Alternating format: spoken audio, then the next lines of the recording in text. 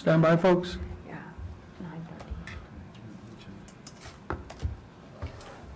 Okay, we're live. I will now call this board meeting, regular board meeting of the Harlingen Board of Trustees to order. Pursuant to the governor's temporary suspension of open meeting laws, this will be an audio-visual meeting, and we do have a quorum. Before I move on, I do want to welcome our guests that are here. This is the first time in over a year that we've had guests in the board meeting, so it's great to see faces from our community here. So this is a hybrid meeting. Some of the recognitions and guests are still zooming in remotely, but you that are here, especially the students, it's so great to see you guys. We do have Dr. Perez on. He's using audio. He's driving back from a meeting that he was at, and we do want to congratulate Dr. Perez for being reappointed as a Texas Board of Regents. So very proud of him.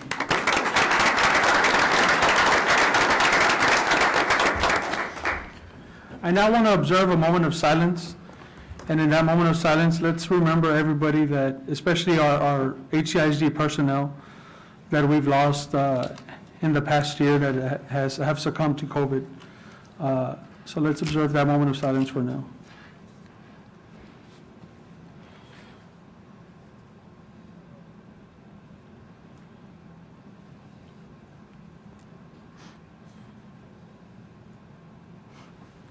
Thank you. We'll move on to item C, the Pledge of Allegiance. Mr. Shane Struble. Thank you, Mr. President, trustees, Dr. Nayola, administration, and audience. Tonight's pledge will be led by Ebony Solis. Ebony is completing her final year at Harlingen High School South. Currently, she is the National Honor Society President, Vice President for the HCISD Student Advisory Board, Student Council Secretary, Ecology Club Secretary, and Senior Class Vice President. Outside of school, she is a member of the Event Planning Committee for Our Future of Change, a student-led international organization that raises awareness for human trafficking and gender violence. She is also running RGB Cards for Kindness, a chapter that works to spread love and appreciation to community members through cards. Ebony also teaches a virtual arts and crafts class to elementary students on Fridays. Now she is working on planning the second year of NSYNC, her free virtual summer program for young adults. I'm just getting started, folks. Wow. Ebony is a first-generation college student looking to graduate in the top 10 of her class. She has been accepted to Harvard University, Brown University, Dartmouth College, Duke University, Johns Hopkins University, Pomona College, Williams College, Middlebury College, and received the Terry Scholarship from UT Austin. Ebony has yet to decide which college she will attend next fall. I'm sure you're going to have some UT fans here encouraging. But she plans to major in either international relations, psychology, history, or government with a minor in creative writing. She plans to attend law school in the future so she can become a human rights or immigration attorney. She is also interested in politics, advocacy, and equitable education reform. Ebony is an aspiring writer and hopes to one day she will be able to publish her first book. Ebony wants to thank her parents, Liza Alcazar and Jesse Solis, family, God, and her HCISD community for their immeasurable amount of support and constant motivation to continue to grow as a person. Specifically, Ebony wants to thank her Harlingen Boys and Girls Club advisor, Vicki, for being a mentor throughout her young life, as well as Miss Cantu and her Ben Milam Elementary family, who helped her develop into who she is today. She also wants to thank Coakley Middle School and Harlingen High School South for providing her with opportunities that ultimately shaped her academic career and the trajectory of her future. Ladies and gentlemen, Ebony Solis.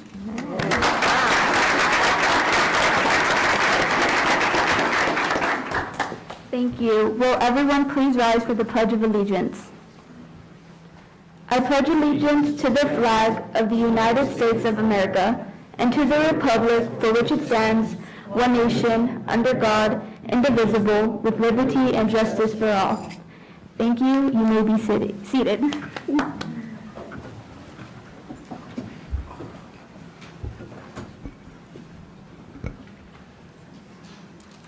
Thank you so much. We'll move on to item number 2, awards and recognitions. Item 2A is a recognition of elementary UIL winners. Ms. Lori Romero.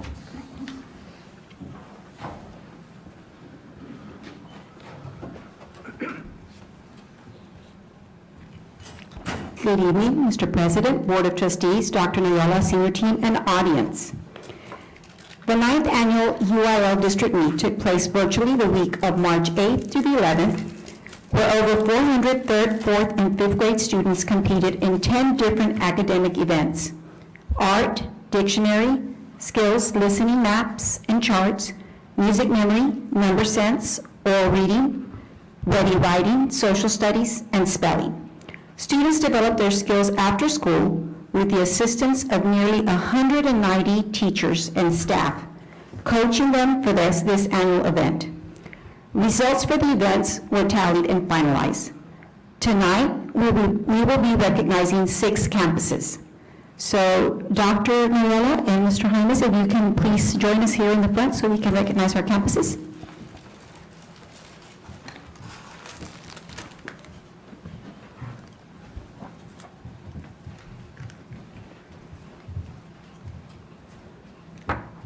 And we will be starting with our small school division.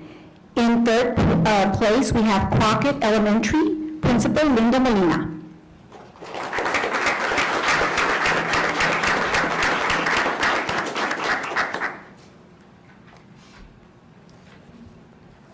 They are being joined by the UIL coordinator.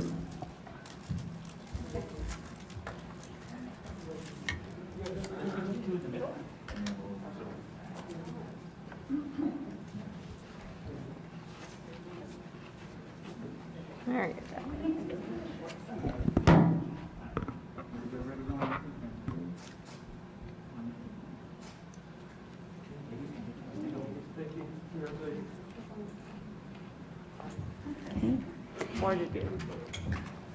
In 2nd place, we have Austin Elementary, Principal Marta Gonzalez.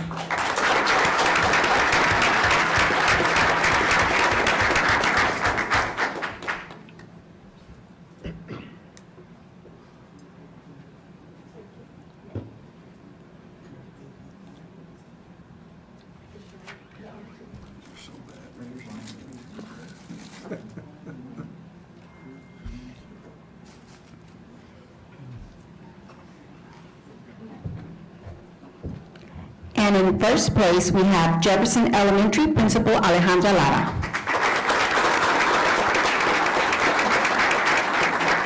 And we also have her assistant principal here because we're recognizing her daughter in a little bit, so we have Ms. Salas with us as well. There you go. You're up in front. I'll go behind you.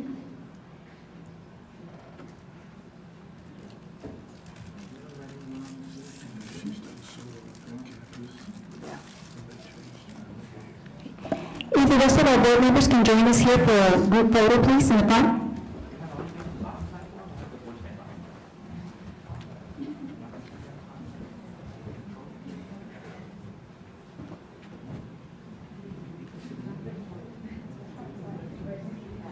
With the same body.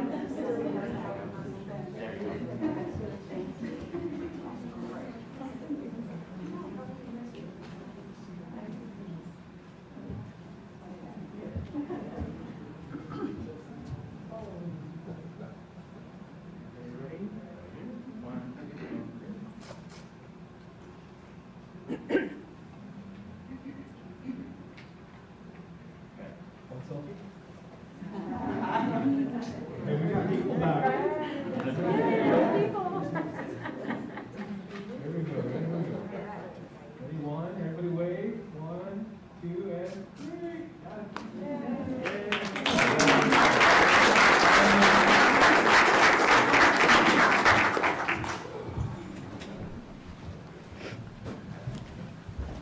Now we'll move on to our large campus. In third place, we have Treasure Hills, and we have our Assistant Principal, Kimberly McCutcheon, here with us.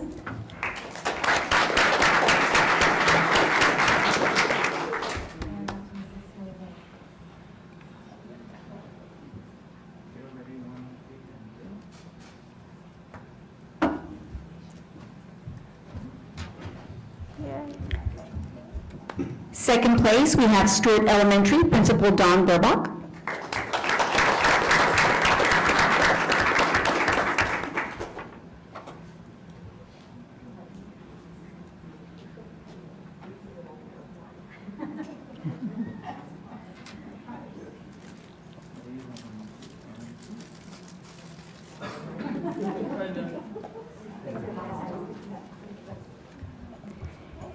And in first place, we have Means Elementary Principal Melissa Almaraz.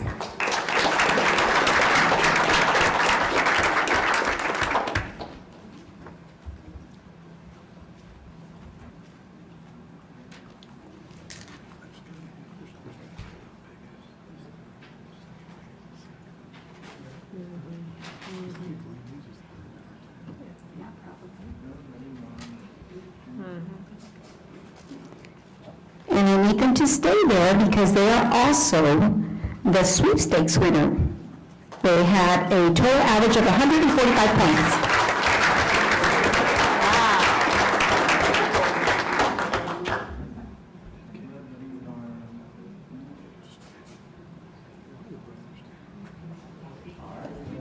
So we can have the board join us again for a group photo.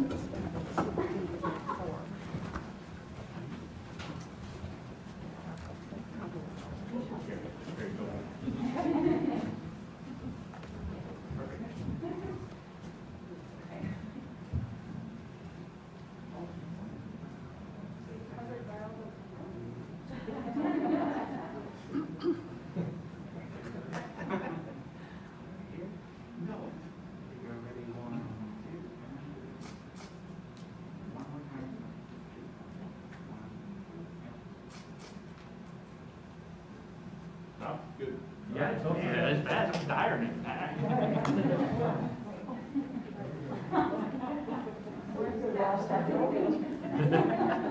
Everybody wave. 1, 2, and 3.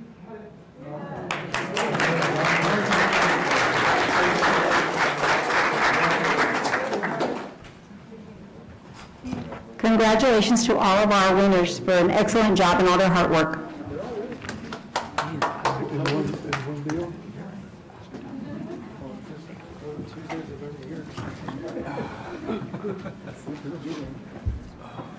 But where? What does that mean? Oh. Yeah. I'll open it up for comments if any of our board members have any comments. Yes, Mr. President. Go ahead, Dr. Onion. So first off, we just love celebrating all of you, and we love actually celebrating you in person. And so thank you so much to each of the, your leaders, the dedication to doing this extra work. And we really know that it's these kinds of activities that just get kids so excited about learning. It takes this kind of teamwork and this, the extra effort, but then to see it pay off. And so thank you so much for the passion you bring, the leadership you bring. It's really what makes all the difference for these children. And we had this beautiful student come and show you exactly what happens when you light them on fire. So congratulations to you as well. It's all about choice. And look at the choices that you have. It's tremendous. As one of our South students with 10 choices for university, and that's what you're grooming starting in elementary. And so thank you so much. We're just so proud of you. Mr. President? Go ahead, Dr. Moon. Yes, echoing Dr. Reiniger, congratulations. And it's all about leadership, being there for the students. I mean, as a board, that's what we want to see. We want to see those students flourish. And to see so many accolades up here, it's powerful. It's great to see, Crockett and Austin in there, and Jefferson, and of course Treasure Hills, my alma mater. it's really wonderful to see the success that you guys are doing. And I know that the hours that the teachers and it's tough. It can be challenging, especially with this year in COVID. So really, truly appreciate all the dedication, extra work that you all put into it. Thank you. All right. All right, we'll now move on to item number 2B, recognition of the 2021 Region 1 TEPSON of the Year. Ms. Laura Romero. Okay. The 2021 Region 1 TEPSON of the Year is an annual award that recognizes school leaders for their outstanding service to this association and for serving as a voice for Texas students. We are honored to recognize Michelle Ayala as a recipient of this award for her tremendous work and servant leadership. She and other regional honorees from across the state will be recognized by the Texas Elementary Principal and Supervisors Association this summer. If I can have Dr. Niola again and Mr. Jaime Sorinas here. And I'm going to brag a little bit as she makes her way over here. We have something for her. She has done a phenomenal job this year of helping us in the areas of technology. She was one of our original digital classroom teachers. She was also Teacher of the Year. She was one of our first Apple certified teachers, so she has done a phenomenal job of helping us this year with all of those pieces.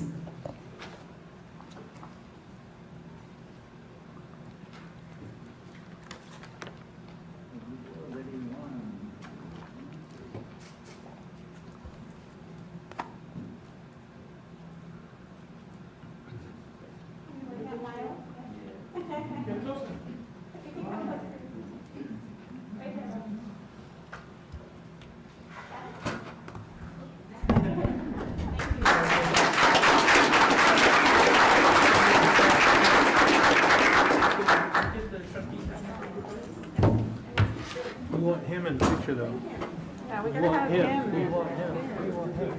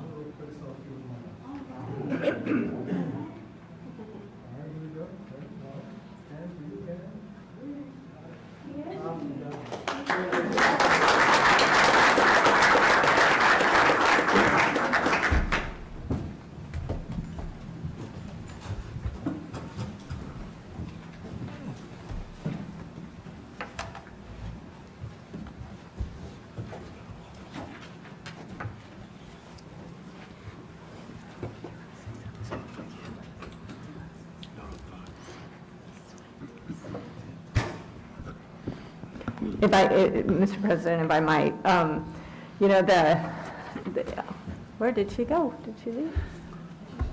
Oh, it's fine. I can just say, in general. Let her be free. Yeah, let her be free. But we are, you know, clearly a wonderful example of a leader who just keeps giving, right? That servant attitude that, okay, I'll step in here. I can lead in the digital area. I can keep leading. We're bragging about you. Well, we understand. And Miles is probably really ready to go. So, but we were just saying that, you know, you've been a leader in our district in so many areas. And so we're so glad that you won this recognition, and clearly you deserved it, and you've stepped in, leaned in, as they say now, right, in so many areas. So thank you so much for everything that you've done and what you will do in the future. We need you, and we have such high expectations, so thanks. Thank you, Dr. Reininger. Mr. President? Yes, Ms. Rhodes. Yes, may I please also commend this extraordinary leader. You know, what a legacy has already been achieved, you know, by the work that she has done. What a place she has already made for herself.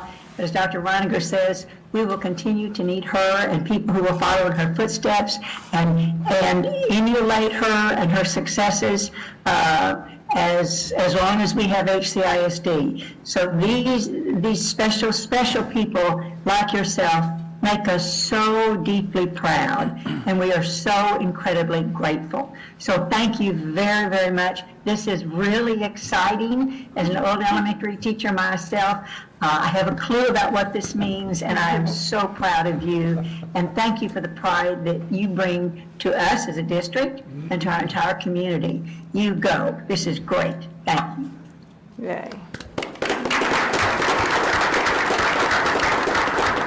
Thank you, Jerry. We'll move on now to item number 2C, recognition of the Lady Cardinals basketball team. Mr. Rob Davies.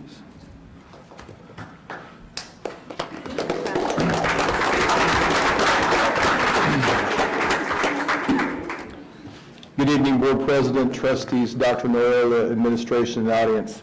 It's my pleasure tonight to celebrate the Harlingen Lady Cardinal basketball team. The Lady Cardinals finished the season with a record of 23-6. As a team, the Lady Cardinals dominated District 32-6A with their selfless attitude, intensity, and relentless effort at both ends of the floor. Their accomplishments include a district championship, a by-district championship, an area championship, and advancing to the Region 4 semifinals. Individual honors include Coach Ashley Monsiváis being named the 32-6A Girls Basketball Coach of the Year, Callie Cervantes being named the 32-6A Most Valuable Player, and Rosa Zapata being named the 32-6A Defensive Player of the Year. In addition, Callie Cervantes was selected to the prestigious Texas Association of Basketball Coaches All-Region Team. Before we introduce the student athletes, I'd like to recognize our coaches and the parents. Coach Ashley Monsiváis, stand up, please.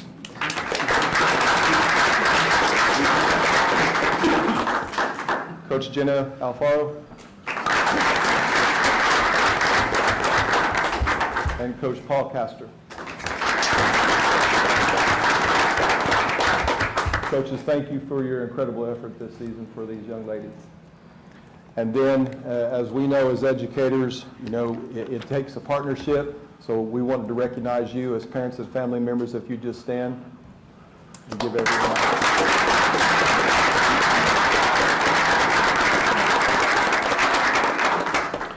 At this time, Dr. Moreira and Mr. James, if you would please come down front.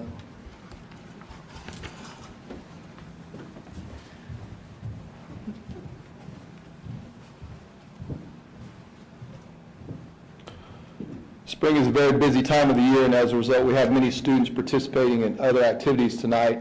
Team members in attendance this evening are Rosa Zapata. Come forward.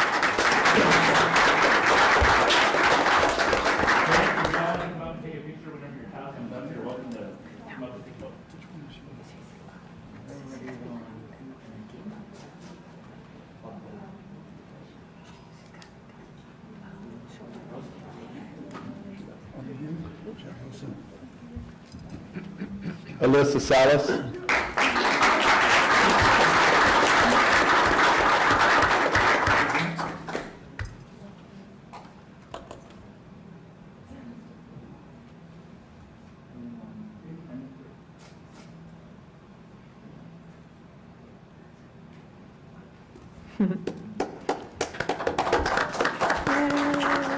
Emery Scoggins.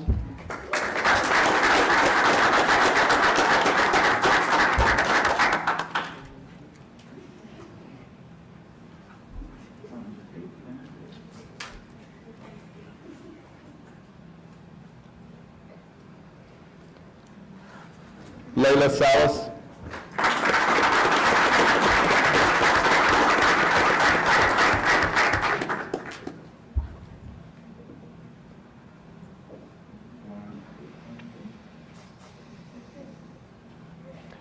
Avery Hinojosa.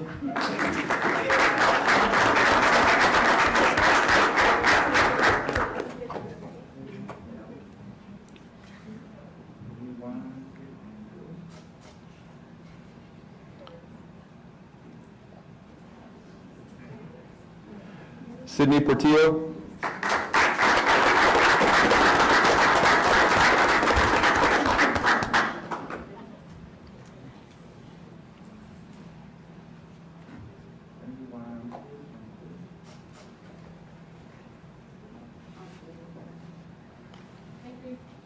Kelly Cervantes.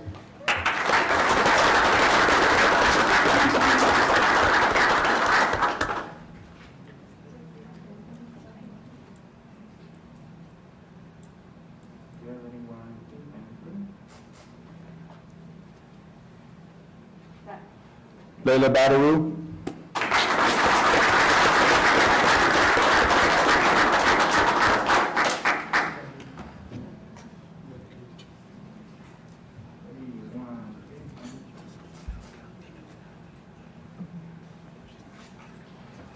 Ladies and coaches, congratulations on a great season. Trustees, if you guys could come forward for a group photo. And coaches?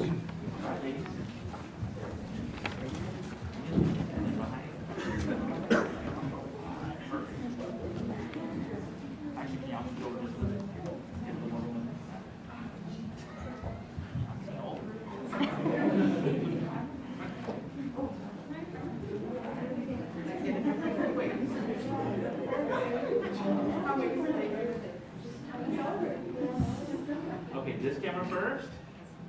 Go, ready, 1, 2, and 3. More time, 1, 2, and 3. Okay, and this, so right here, 1, 2, 3, and right here. Hold it.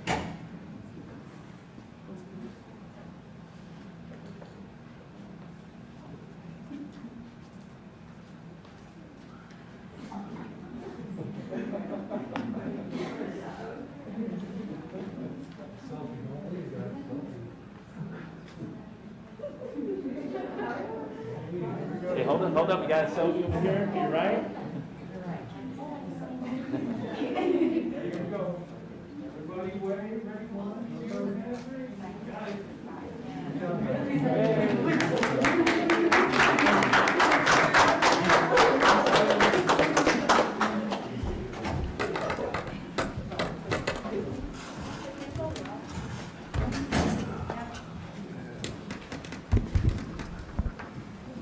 Oh, ladies, can y'all wait for a second, just for a second? Ladies, come back. Ladies, come back. Ladies, come back. Yeah, I was gonna say, baby, hang tight for a little bit.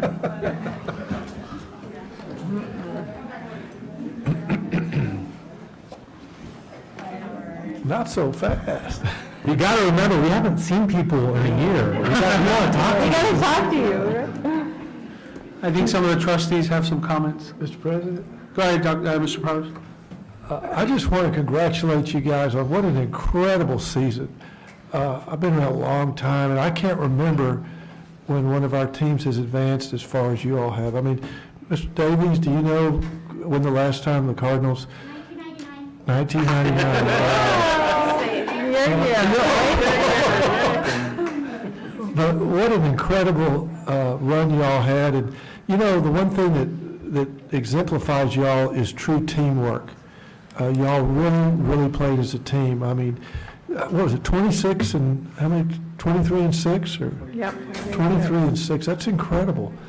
But it's teamwork, and y'all did it with style and class. You really did. Y'all really represented this district, this city, and it was so proud to watch y'all go all the way up to the area finals, semifinals. It really was. So congratulations on a great run. How many of y'all are juniors or sophomores? Do we have many? All right. All right, well, good. You're going to have some big shoes to keep going next year. So congratulations on a fantastic year.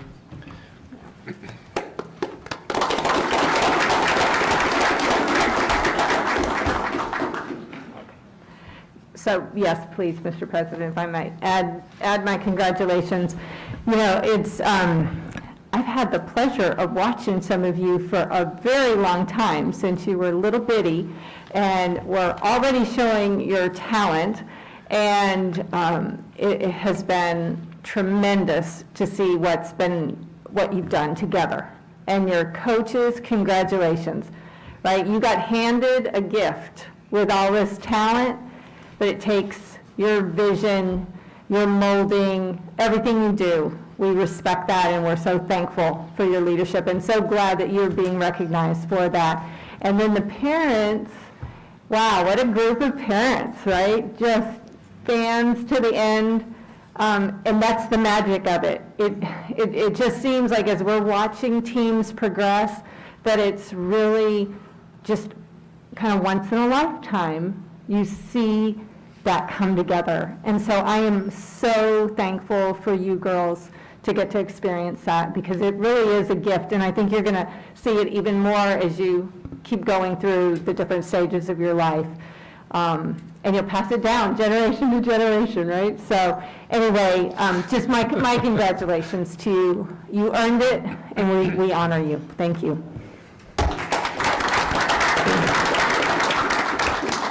Mr. President. Yes, congratulations, of course, and everybody's probably asking, well, what's the secret, right? Well, there is no secret, it's hard work. And, I can tell you that I saw this, people watching at home, I saw these ladies work hard off the court, off season, and reality is they had an amazing coach, number one, that guided them and coached them along the way. Number two, just like Dr. Reiniger mentioned, they've been together from a very early age, working together, working hard, and they've had that parental involvement that really has meshed them together. And of course, they've learned that work ethic from their parents, from each other, and they just would not give up, and they had a really hard work ethic. It was a pleasure to be able to watch them play the last 3 or 4 years, and even my kids. Sophia, John Robert, and Patrick, they love watching their basketball games because they're so exciting. And they'd ask for Alyssa, and they asked for Layla, and they knew who Callie was. They knew everybody, and it was really cool to see them grow with you guys. And now, guess what they do outside? They play basketball, because you guys are role models to so many people. Mm-hmm. So don't forget that. And again, the coaching, of course, the parenting, and the fact that you guys have tenacity. So congratulations. Take that forward with you. Seniors, juniors, continue the trend to next year. And sophomores, we're just excited to have you here. So congratulations, ladies. Good job.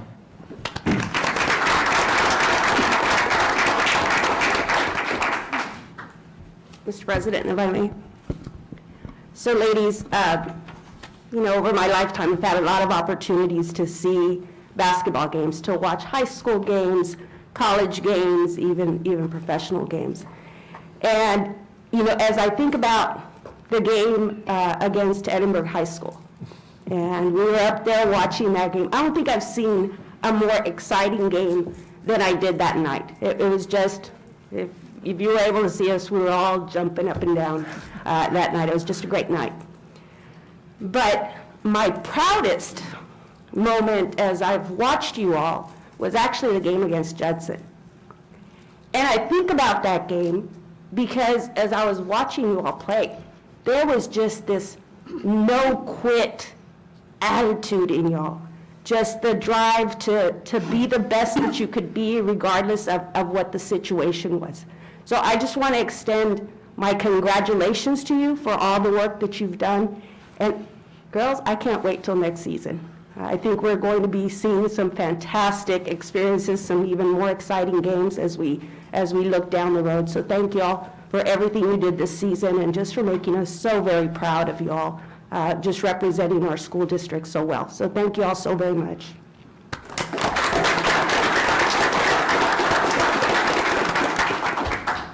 I was up in those suites watching, and I was standing next to Shane, that Edinburgh game. Now, I don't know if we've ever jumped that high. Maybe Shane has, I know I haven't. But that was exciting. And there's something to be said for, the tenacity and the memory of your last game, but that moment is a moment that's not just going to live on with you all forever, but for the fans that were there especially, for your family, for your coaches. It's those games that kind of define a program. I covered sports for many years for the local newspaper, and you could almost always pinpoint a moment in time when a program kind of turns a corner and just heads for greatness, establishes a dynasty per se. And to you seniors that are graduating, you had a lot to do with that. Over the last few years, You've had a lot to do with establishing this program and bringing it back to prominence. And for the underclassmen, the juniors, the sophomores that are still playing, it's a lot of responsibility. It's a big task, but it's one that you know in your hearts that you can tackle and take this program to the next level where you want to take it, you know, getting to the Final Four and accomplishing all those dreams. To Coach Mon and your staff, you know, congratulations, because like somebody said, you were handed the time, but you have to know what to do with it. You know, I know there's a lot of off-season work with that Triple-Double Academy too, so there's a lot of credit goes to a lot of people for this success. But it's you that are sitting there with your white polos, enjoying this meeting, like I know you are. But it's you all that deserve the credit too, most of the credit with your coaches, because you guys really took a huge step this year in establishing the Lady Cardinal Dynasty. So congratulations. Very proud of you all. Thank you.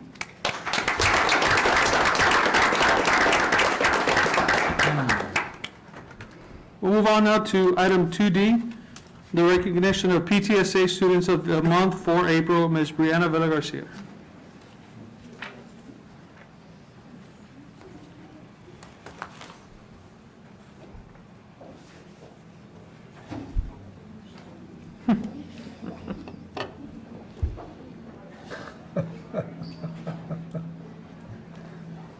Well, good evening, Mr. President, board members, Dr. Noyola, administration, and audience. Tonight I will be recognizing our April PTSA Students of the Month. I'm definitely excited to have some of them here in person with us tonight. And our students are actively involved in extracurriculars, part-time jobs, so we also have some students joining us via Zoom. The ones on Zoom, can you all turn on your cameras to wave hi?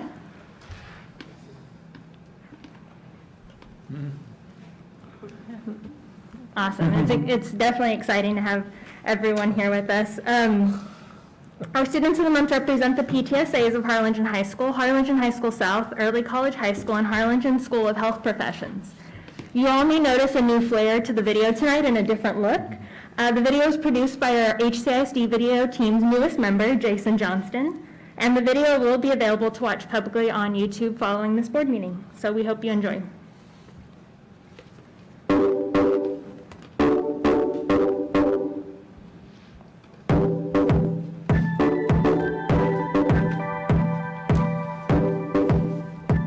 Hi, my name is Haley Rogers. I'm a senior at Harlingen High School. I'm a member of the varsity cheerleading squad since I was a sophomore. I am in NHS since I was a sophomore, student council, and PTSA. I am very passionate about helping people. I love seeing other people succeed and do well in everything that they want to do, and that makes me very happy. I like helping my classmates with their schoolwork, my sisters with their schoolwork. I just like seeing other people succeed in any way possible. I'm planning on going to the University of Texas at Austin. I want to major in public relations and eventually become a public relations specialist for the NFL. It's just something that I've always wanted to do, and my whole family loves watching football, so I grew up watching football since I was little, so it's very exciting. I'd like to thank my mom, my stepdad, all of my sisters, my grandmas, and I'd like to thank my favorite teacher, Mr. Fonseca, from sophomore year. All of my teachers this year, actually, because I know it's a really hard year, and they've done an awesome job. Hi, my name is Ruben Garcia. I attend Harlingen High School, and I'm a 12th grader there. I'm a member of the PTSA and NHS2, where in NHS I hold the position Public Relations, and I also play baseball, part of the Harlingen Cardinal baseball team.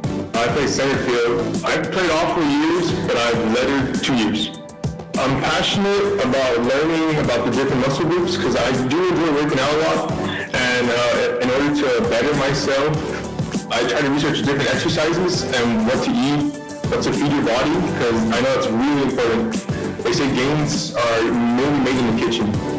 I do plan to attend the University of Texas at San Antonio to earn a bachelor's in either community health or health science. And then after, I plan to attend graduate school and pursue my career of becoming a physician assistant. So one of my cousins ended up pursuing the career, and along the way, I followed him on the journey to see what it was all about. And I ended up enjoying it a lot. He would tell us what he would do and what he went through, and it was a lot, but I mean, that's kind of what I'm interested in. I enjoy helping people, and that's something I do want to pursue. I first want to thank my parents for being my biggest supporters and always pushing me to do my best. I also want to thank my friends, coaches, and teachers for being there for me along the way.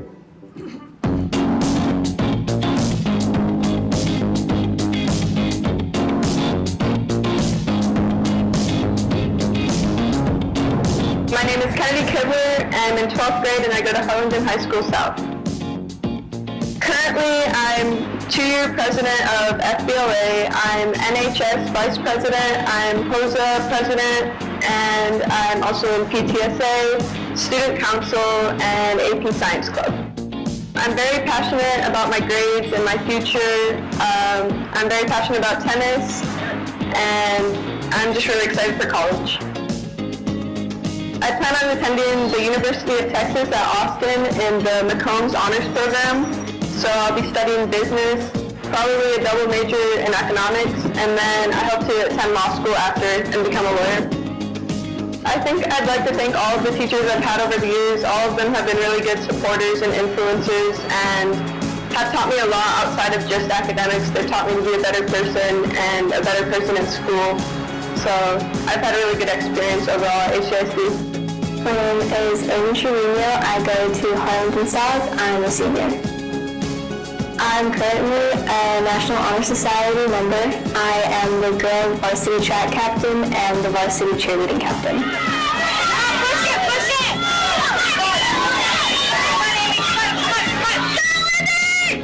I love to dance. I've been dancing since I was 3. Running, definitely. For track, I did cross country for 4 years, 7th and 8th grade, and then freshman and sophomore year. And I like to be organized. That's like a passion of mine, to just stay organized and stay on top of everything. And I like being with friends, of course. I am planning on going to the University of Texas in San Antonio and majoring in kinesiology and in hopes to get into the respiratory care program in order to become a respiratory therapist. I want to thank my track coaches, definitely from HCISD, Coach Cruz. She's always been a big motivator for me, always pushing me to my best and just working hard in everything that I do.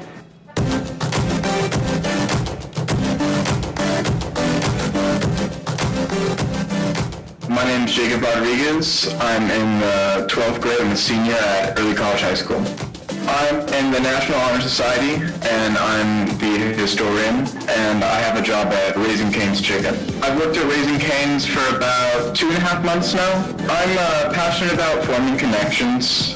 When I'm not doing work, I like talking to people, forming connections, because I think that's the best way you can spend your time is just learning about others. There's so much else besides books and stuff. The world's so big, and I don't want to look going through my point of view. I kind of want to see what others think and how they see the world.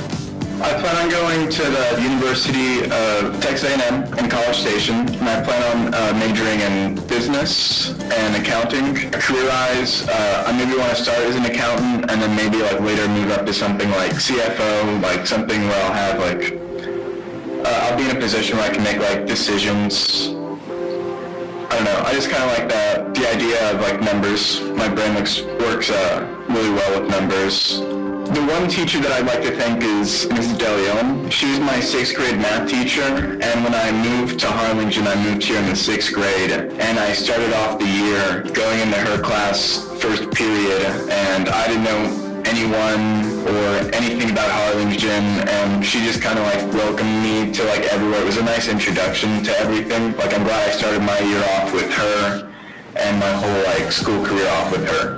Hi, my name is Samantha Gonzalez, and I'm a senior at Early College High School. I am involved in NHS. I am the secretary.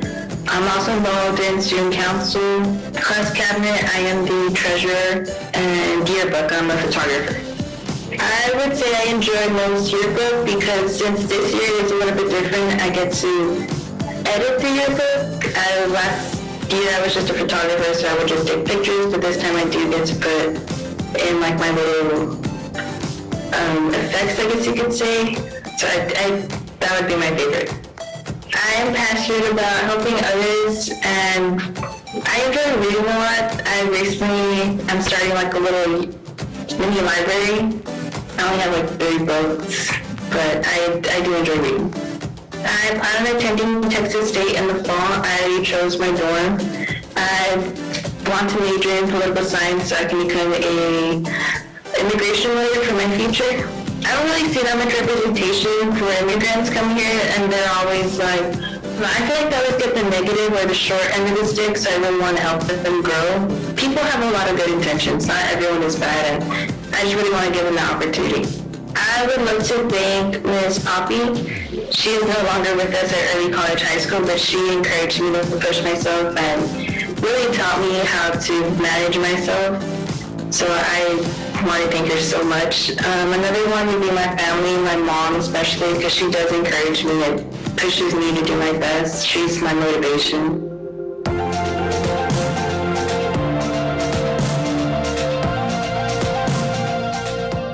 My name is Manny Torres. I'm a senior at Harlingen School of Health Professions. An activity I'm in is band, and I play percussion in some clubs that we're in, it's Rotary and American Red Cross. I'm passionate about sports and music. It really helped me get away from things and just open new doors to things. I plan on going to school in San Antonio, UTSA or Texas A&M San Antonio. As far as studying, I think I'm going to choose to major in biology, but I know I'm going undecided. And but after, hopefully I choose a major and just go on a career for that. Some people I want to thank here just inspired me along my life, or definitely my grandparents and teachers. They really inspired me to push myself, my limits, even though sometimes I feel unmotivated, especially during these times right now, because it can be hard, but they keep pushing me forward to do my best. And the staff and my friends, just everyone in my life, I want to be thankful for having me out. My name is Sasha Lucio. I'm a senior at Harlingen School of Health Professions. I'm a part of the LVN program, NHS. I'm part of class council. I've been treasurer for 4 years, and I am a dancer at Rio Grande Valley Art Studio. I'm passionate about kindness, so everywhere I go I try to advocate to be kind to others because you don't know what they're going through. I plan on attending the University of Texas in Rio Grande Valley, and I plan on majoring in nutrition. So I plan on becoming a nutritionist. The people I'd like to thank, well, first my family, and then after that, I'd like to thank Mr. Becerra. He's always been such an amazing teacher.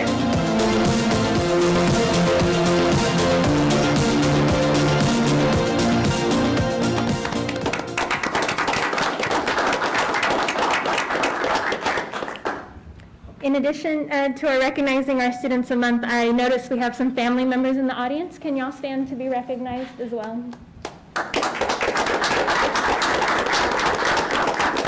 Thank you. We're going to take a Zoom photo real quick with our students that are joining us virtually. So students, if you can turn on your cameras.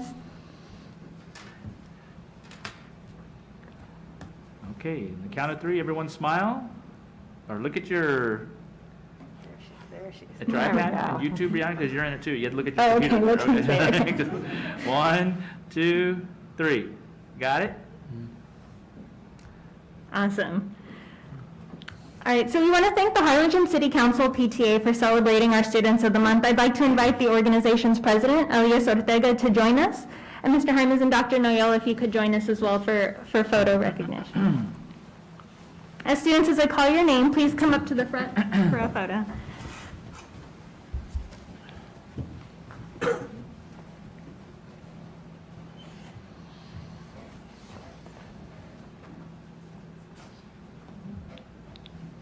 From Harlingen High School, we have Haley Rogers.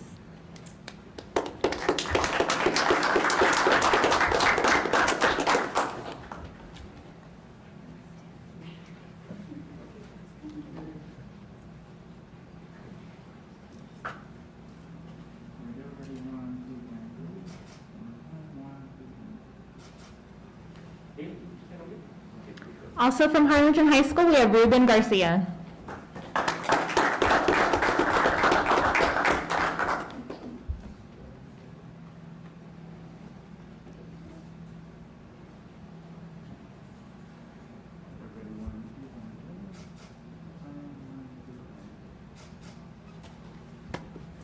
From Harlingen High School South, we have Amy Trevino.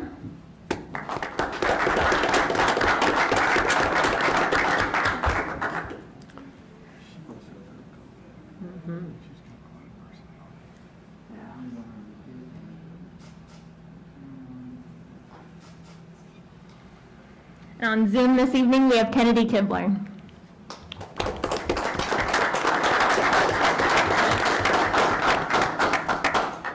For Early College High School, our students are Jacob Rodriguez. Not here in the audience tonight, but give him a round of applause. We also have Samantha Gonzalez, so we'll give her a big round of applause as well. From Harlingen School of Health Professions, we have Andrew Torres.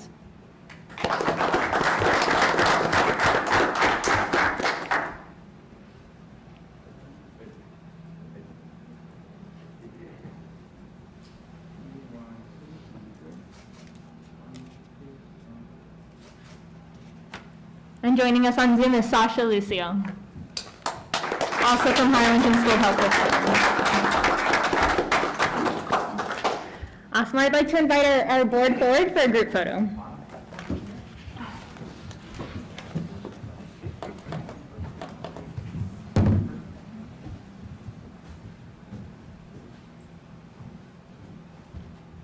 Oh, and parents, y'all can come take photos.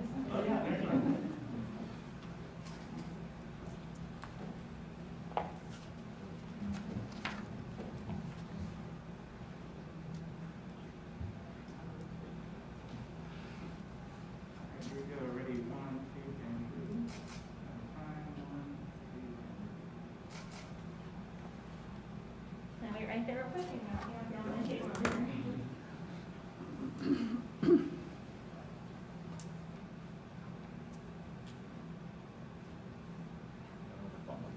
Awesome.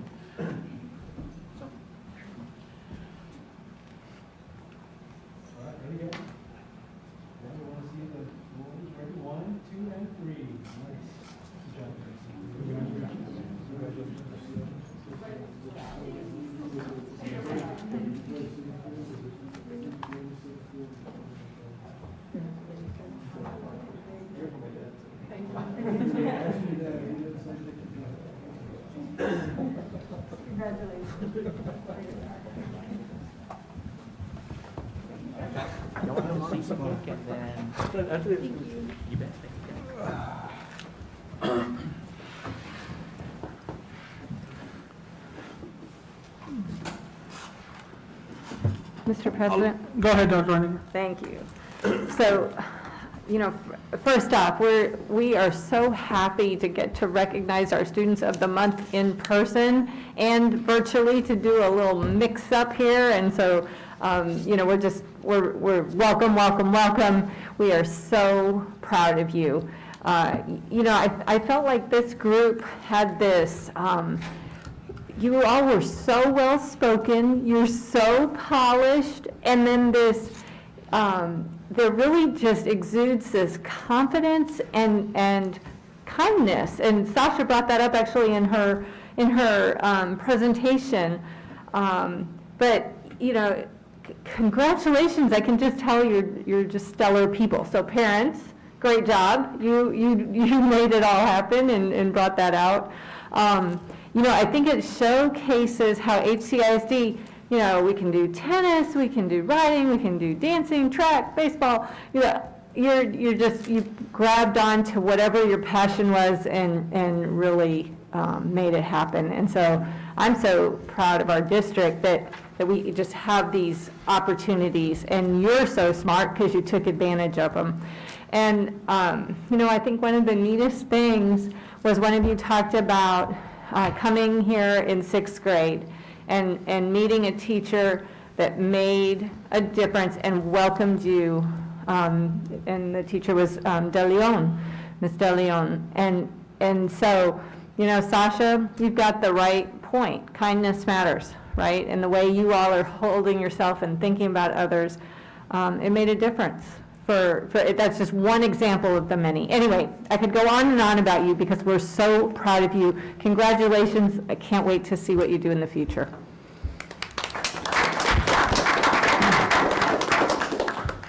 President. Dr. Muniz? Yes, congratulations to all of you, all the hard work. I love seeing all these great things that are going on. I mean, we see UT, UTSA, we see law school, we see kinesiology, we see water polo. Guys are having fun doing that. Texas A&M. Did I say Texas A&M? You did. Did I say Texas A&M? Just making sure. Texas State, we see, of course, UTRGV. Just amazing things going on with all of you, Samantha and Andrew. It's fantastic. Did I say University of Texas? No, you did, but I'm glad you did. Oh, I'm just making sure we said TU. Oh, I mean, University of Texas. Fantastic, fantastic. It's exciting to see you guys do so well. And it's exciting to see what your activities are. And again, being leaders, you guys are future leaders. You guys are going to be amazing.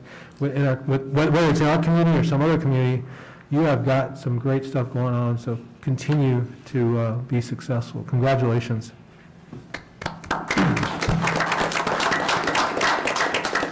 Mr. President, may I also add a comment, please? Yes, ma'am. First of all, kudos and congratulations to these extraordinary students.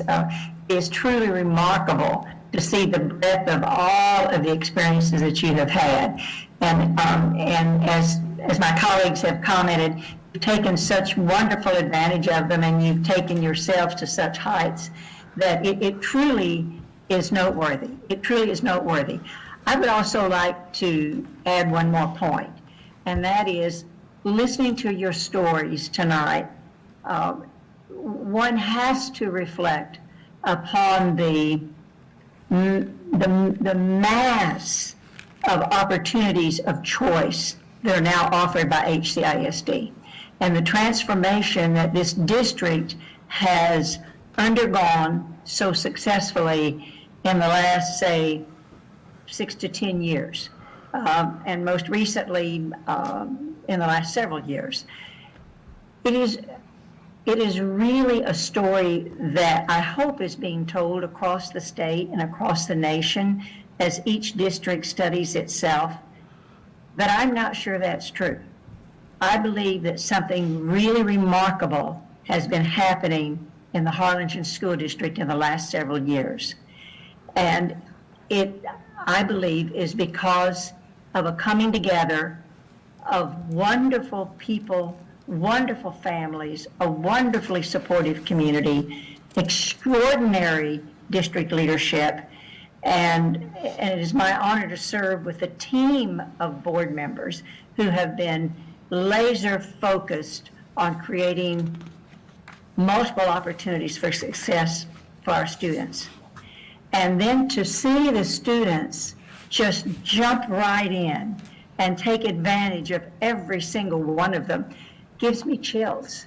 I actually had chills tonight watching all of you students and thinking, what an honor it is just to know you, but also what an honor it is to be in the Harlingen School District. So thank you to all of our administrators over the years who have helped us pull this together. Thank you to this extraordinary board. Thank you to the most fabulous families anywhere in this country.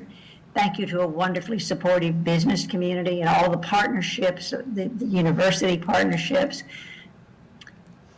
A story is being created here, and we tell it to one another frequently because we are living in it. I hope this story is written in a book someday, and if so, the stars are the students we've seen tonight. So congratulations and thank you.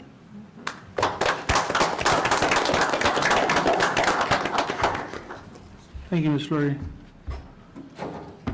I just want to say congratulations as well and echo what my fellow trustee said.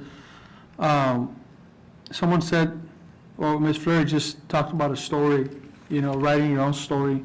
And even though you're seniors and it seems like this is the end of something, but it's really just the beginning for you all. And that's what's really exciting for us, to see that each one of you has a unique path, your own journey that you're going to embark on. And we're just excited for you guys, just like we're excited for the students of the month for March, and we'll be for the ones for May. All our students here at HISD, we're just excited for those journeys that you're going to embark on, and we congratulate you all. We're happy for your parents, your families that are here, that, big reason why you all are so successful. So congratulations again.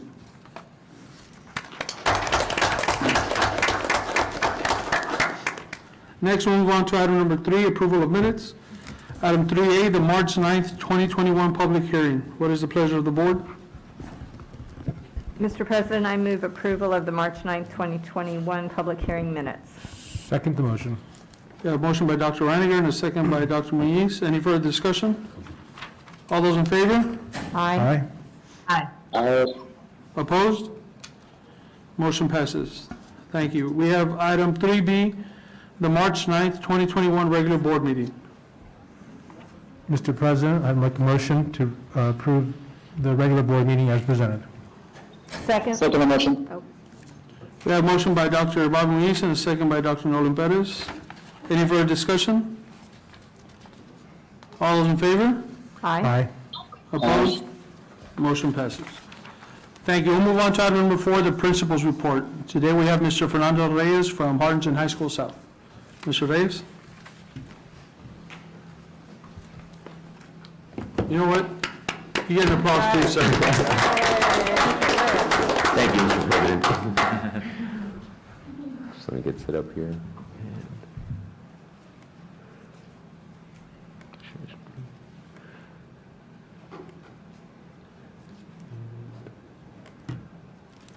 Okay, I think I'm set. Good evening, Mr. President, members of the board, Superintendent Oyola, and administration. Thank you for having me here today. I feel very honored that I get to present on the college-going readiness at Harlingen High School South. Of course, so anytime a principal gets a chance to brag on their campus, that's definitely a good opportunity. So even in times of COVID has made things more difficult than we normally have them, but we have continued to push through, and I'm excited to show you what we're doing because we're really proud of our work. So without further ado, I'll go ahead and get going. So creating a college-going culture. What have we done to create that college-going atmosphere at Harlingen High School South? And really creating a college atmosphere is all making kids believe that they can go to school, they can go to the next level, and they can succeed in college. And that's what we're all about. So beginning with the events that we have at school, it's been a hot tradition that for the last 6 years, 100% of the senior class not only applies, but is accepted into college. And so we know that there's always some kids that believe they can't get it, but we make all kids believe you can get it, and these are your offers, these are your opportunities. This is what you can do with your time after high school. So we take time to celebrate that as a campus, and we were going to take the picture after spring break of last school year, and we didn't get that opportunity, but I did include the last 2 pictures that we had, where we had the day that we get 100% is the day we announce it, and then from that day we schedule a group photo of the entire senior class to celebrate the momentous occasion. And of course, I have a little picture there of how we entice kids to apply. We tell them about all the great opportunities, but those kids are carrying some pie. Pie never hurt the opportunity to apply to college. So we tell them no pie until you apply. So we get, There you go. yeah. The other thing we do to promote that college-going culture is we have our own kids showcase their colleges to the 8th graders. And so we have the 8th grade college and career fair. It's a South tradition that promotes a college culture for future generations of South Hawks. And our own kids put it on, and they create tables, and they create stands, and they showcase to the 8th graders where they're going to go to school, what they're going to study. And the purpose of this is to get these 8th graders in the right mindset that you're coming to South, but this isn't the end of the road. Look at what our seniors are doing. You're going to be there one day. You're going to be presenting to future generations of 8th graders and explaining to them what it is to get into Texas A&M, UT, Texas A&M, St. Mary's. And this is just one example, and the kids have a blast with it. They talk about the importance of getting into college, and really, when a kid hears it from another student, it's just all more powerful. So we've been doing this for the last few years, and it's a great tradition that we definitely want to continue. We can't wait to get back to normal. The other thing is celebrating collegiate athletics. So this has been done for a long time, but I think our campus does it very well. We've had the opportunity to send multiple kids off to college. And for some kids, this is the way, this is the path to get into college, and that's great because they're going to get the best of both worlds. They're going to do what they love to do, but they're also going to walk out of there with an education. So anytime we have a chance to celebrate that, we do it. So it's not all about pictures and pretty things. It's also about getting down to the work. And so through the help of Dr. Noyola a few years back, we discovered that, hey, we really want to get this college readiness distinction. We want to make sure we're in a good place. So Dr. Noyola started speaking to me about the importance of setting up systems to track progress. And that's exactly what we've done. And we've been able to earn that distinction for college readiness for the last few years. And we're super excited about that. This is something that we've been doing for a while. But we have systems in place to ensure that kids are TSI ready. What are those systems? I'm not going to show you the charts and the graphs, but our counseling staff tracks the number of students that have passed the TSI. And of course, everybody here knows that TSI is an exam that kids take in order to get into college. If they don't pass this exam, they got to do remedial courses.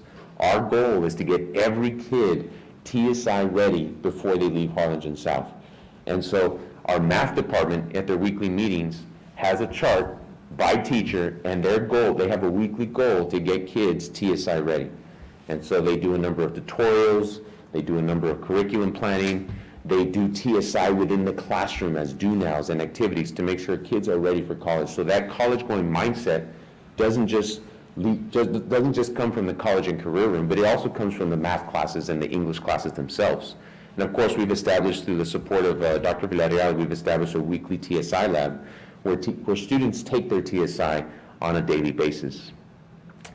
Our systems and processes for the advanced placement program, so we've been very fortunate in that our AP program has flourished in the last few years. And what I mean by flourish is that we've increased the number of AP scholars consistently. And AP scholars basically means that kids are graduating with college credit. So this is one avenue that kids could graduate with college credit from, and this avenue is the AP program. So kids get to challenge courses or challenge tests in courses that they feel strong in. And in some schools, AP's for the few. In our school, AP's for the many. And that's our goal, to bring this opportunity to everybody. And I wanted to put this quote here because it really embodies what the philosophy we have for our AP program at Harlingen South. And the philosophy is, our hope is that the AP program can serve as an anchor for increasing rigor in our schools. And rigor can be maintained while increasing student participation, and that's the goal. Rigor is not just for the select few, rigor is for all. And so the AP program success that we've seen throughout the year, we have 600 college hours earned through the AP program in the most recent school year. This latest academic year, we had 1 national AP scholar, which is a tremendous distinction, 7 AP scholars with distinctions, 5 AP scholars with honor, and 24 AP scholars. And this year, in the midst of COVID and not having kids and trying to get them registered, we nearly broke a record, and we have 623 kids registered to take the AP exams. Kids gotta want to take this. Kids gotta want to say, okay, I'm going to sign up for this test. And that takes a little bit of work, but we showed that even in times of COVID, our systems and processes were so established that we were still able to hit the registration marks because kids know the importance of it. Kids know that this is important for my future. So we have an AP PLC where we meet monthly and we track our goals, we track our progress, and most recently, through the help of Dr. Villarreal, we're making sure that our teachers are on board with AP College Board progress checks, because those progress checks are really indicative of a kid being successful on the actual AP exam. So those are just a few of our systems and processes for AP scholars. That's our most recent celebration there of the AP scholars. And a few of my teachers tell me that it's been a rough year. And they want that human interaction. And I had a teacher just tell me 3 weeks ago, he walked by and he's like, hey, Mr. Reyes. I'm like, hey, Mr. Gilitzer, how you doing? He's like, I just had to go by and look at that banner because I really miss the kids. And without that human interaction, I just needed to remember that I'm doing this for them. I'm like, that's great. That's great. I want to hear it. And our teachers are invested. This is what they want to do.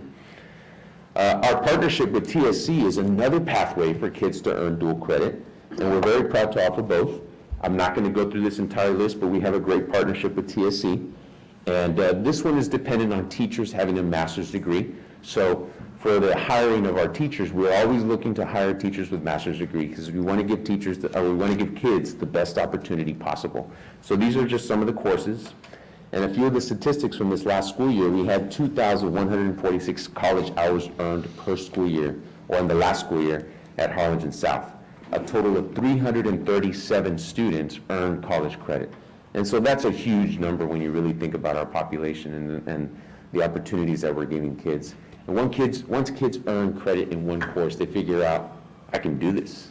I can do this, and I'm going to keep pushing forward, and that's our goal. So our systems and processes for SAT Academy. We've always had SAT tutorials. We've always had kids seeking support for SAT in various formats, and we're in the process of making it more systemic. We don't want to rely on any single one person. We want to rely on systems. And so we're in the process of redesigning our SAT Academy to be systemic. It's not about, hey, who wants to do tutoring here, who wants to do, no. It's a system that we need to build, and we're in the process of building that system, even in times of COVID. So phase one of that system for the current school year, we had tremendous success with the SAT Academy. And what I mean by academy is that all our teachers are taking time outside of class to put on an academy for SAT for all the kids. And that's a new concept for us because it's never been that way. It's always been one teacher here, one teacher here, one teacher there. But we're looking for a system to where it's not dependent on any one person staying or leaving within the organization. And so that's a little bit about our redesign. Phase two, we're going to target students that test in June 5th, and the plan is below. And our teachers came up with this plan, they love the plan, and they know that the right resources to get there. Phase three is where they target students that are registered to test August 28th. With any luck, we're going to apply for the Beyond the Bell summer program to make sure that our kids have the opportunity to prepare over the summer. And the phase four, which is beginning the next school year, we're going to make sure that we have targeted supports for any SAT administration that comes our way. And so that's our goal, and that's what we've done, and that's where we're going, and we're just very excited about the progress. So that concludes my presentation. Thank you, everybody, and if anybody has any questions. Oh, I'm sorry. Yes. Well, Let me stop sharing. I forgot to push record. well,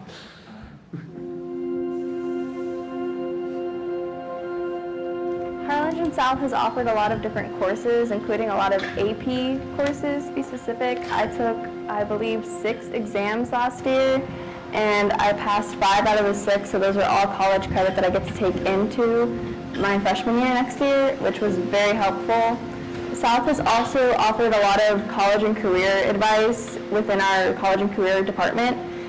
Our application process was definitely a little more difficult this year because we couldn't come on campus to do it, but our counselors were really helpful and they told us everything we needed to do, and they offered a lot of Zooms for like financial aid and essay writing, so that was also very helpful. Our teachers also wrote like recommendations and were pretty quick with getting back to us about those and the different things that we would need for them to write those, which was obviously a good component to have for our application, so that was very helpful. Well, my mom, she had me in high school. She actually had me while she graduated, so she never got the chance to go to college, and her main goal was for me to, she's worked so hard, and her main goal was for me to go to college. So that's been one of my inspirations. I also want to be an inspiration to my sisters and my family members, because there's a bunch of young girls, and not all of us have gone to college, maybe one member or two. But yes, and I also want to get a good future, a good career, because my mom does struggle. I've seen her struggle, and I just want to get a good job to help her out. Well, honestly, at Harlingen South, I feel like the environment was really collaborative, and so there was competition, but everyone worked together to help bring each other up so we could all succeed together. So I think that was really good. In my opinion, all the classes have prepared me for college because each teacher has provided a different view, a different opinion, and different style of teaching. It has helped me grow as a person and helped prepare me for different life experiences in college. For starters, we work really closely with our English 4 teachers, our senior teachers. So since the beginning of the year when we started doing our college and career presentations and all the English 4 classes. We did college application drives through their classes as well. So we would visit through their Zoom links, and we would be there pretty much all day to try to get all of the students. We've also hosted college recruiters here through our college and career room. This year, all of those presentations were virtual, so all on Zoom, but we did have pretty much every college in Texas represented at some point throughout the year. So when I start off the semester right in the beginning of school, right, I have the kids do a project so they can focus on what they want to do after graduation. So they do this interest survey on mynextmove.org. And in there, they take, it's like a little quiz they take in at the end. It gives them options, career options that are based off of their interests.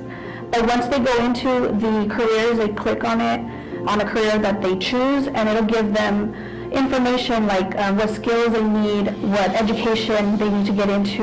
It'll tell them the job lookout, like if there's growth or how much, what their salary will be. So it gives them kind of like an overview of everything. So they have to kind of fit their characteristics, like, okay, is this something that I can do? Do I, can I follow any of these like guidelines that are there? For the SAT, my department has tried to integrate into our classroom, doing do-nows mostly, and we just started a new initiative by offering an SAT review session by the whole math department during our PLC during asynchronous time for the students, and we had our first session yesterday, and we hope to have 4 more this month before the April 27th and May 8th administration. We just try to incorporate, what mathematics is needed in what different areas. So, we tell them, you might be, if you're an engineer, you do want to focus on the higher level math. Of course, statistics, everybody needs statistics. So, we do try to encourage, by providing the different kinds of careers that are out there that use math.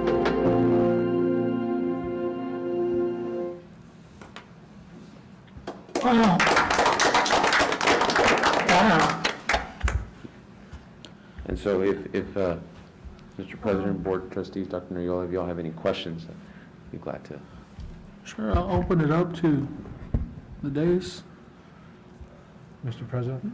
Dr. Muniz, go ahead. Yeah, fantastic presentation, fantastic information to see how, you've got a big, large program over there. Yeah.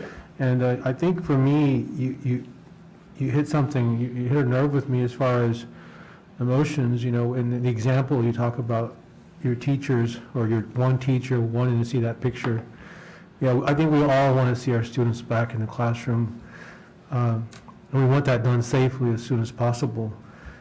So you bring up a good point that, hey, we miss our students. It was great to see our students in here tonight on a limited number of students in here. So thank you for mentioning that story, because really we're wanting to do that. We want our students back in the classroom. Thank you for discussing the systems for the TSI reading, the partnerships with TSC. The fantastic on the Prep Academy with the redesign, and the fact that we have had 337 dual credit hours. Is that dual credits? That's 337. I think it was students. Students Yeah. actually get dual credit. That's fantastic. That's just so promising. So thank you for sharing all this information. Great presentation. Thank you, Doctor. Dr. Reiniger? So, Mr. Reyes, thank you so much for what you do as a leader at this school. I love that you talk about systems. There is nothing more important from the leader, from Dr. Villarreal, from Dr. Noyola. You all have it down pat, and then you are just, you have this team who sees it and is bringing the vision to life. When we don't do that, we miss out on on student opportunities. And so thank you so much for your leadership, for seeing that in every place, from the beginning of school, you gave examples. From day one, I start here on this, to the end. From this department to this department, at every level, you're looking for ways to connect kids so that they're ready and they're excited about college. So thank you so much for that, because it sets a standard for all of HCISD to look at system change. So I love the description of it that you gave. Mr. Gillitzer is one of many great teachers, and so thank you for sharing that story and offer our thanks to him as well. South is doing great things, and it's under your leadership and you know, through Dr. Nyola's guidance, so thank you so much. Thank you. If I may say, Mr. President, I don't feel like I deserve any of it. I think it's the great people at Harlingen South and the leadership that guides me, because I do have great mentors in Dr. Noyola and Dr. Villarreal and just everybody that supports me, those partners, just everybody. So I'm just in a blessed position. But thank you. Thank you. Ms. Fleury, you're on mute? Yes, I Okay, there you go. apologize. Can't always hear you exactly. I just wanted to, You're on mute again.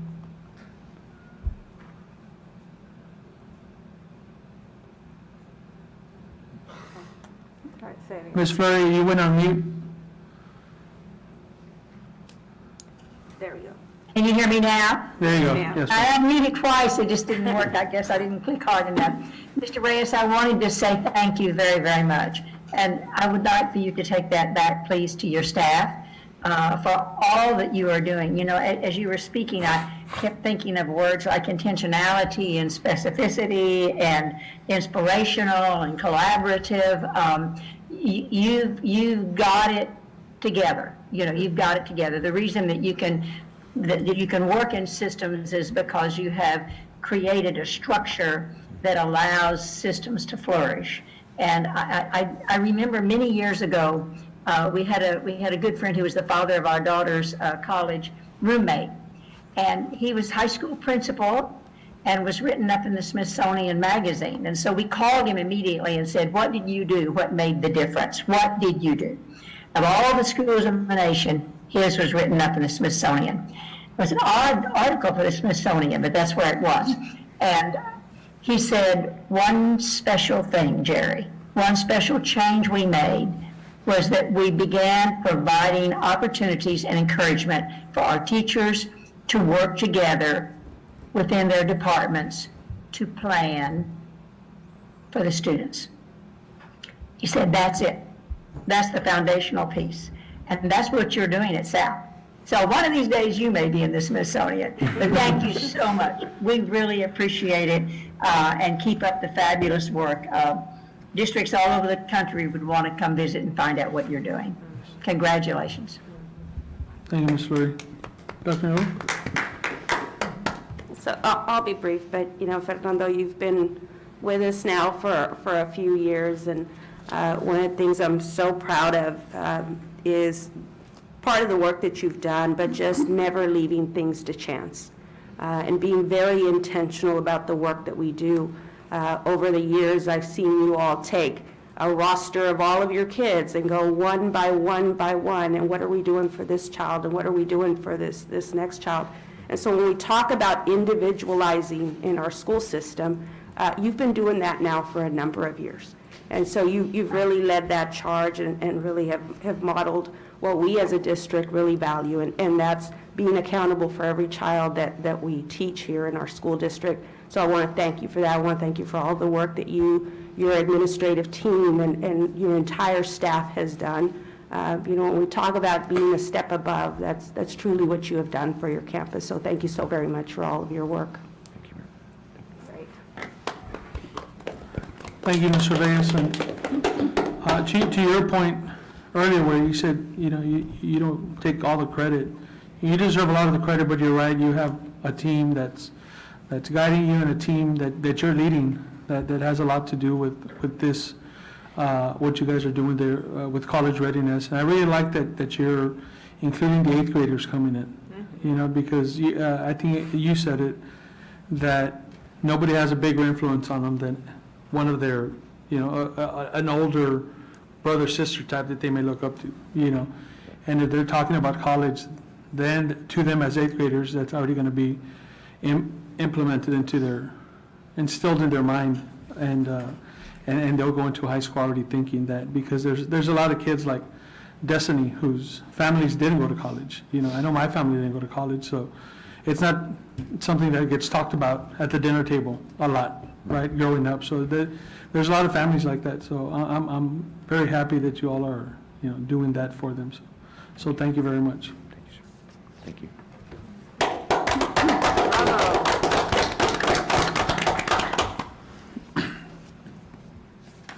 Next, we'll move on to item number 5, public comments for agenda topics. Sonia, do we have public comments for agenda topics? No, sir, we do not. All right. Item number 6 is public audience for non-agenda topics. Yes, sir, we do have one request, and Mr. Jesus Mendoza has requested to be allowed to speak to the board via telephone, and Mr. Shane Strubart has him on the line. Okay. Okay, Mr. President, I'm going to bring him into the Zoom and then make sure he's on, and then I'll turn it over to you, okay? Okay.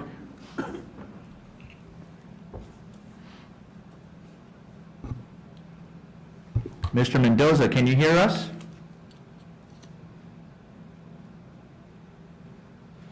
Okay, Mr. Mendoza. I can hear you. Okay, great. Mr. Jaimes, our board president, was going to explain the public comments to you, okay?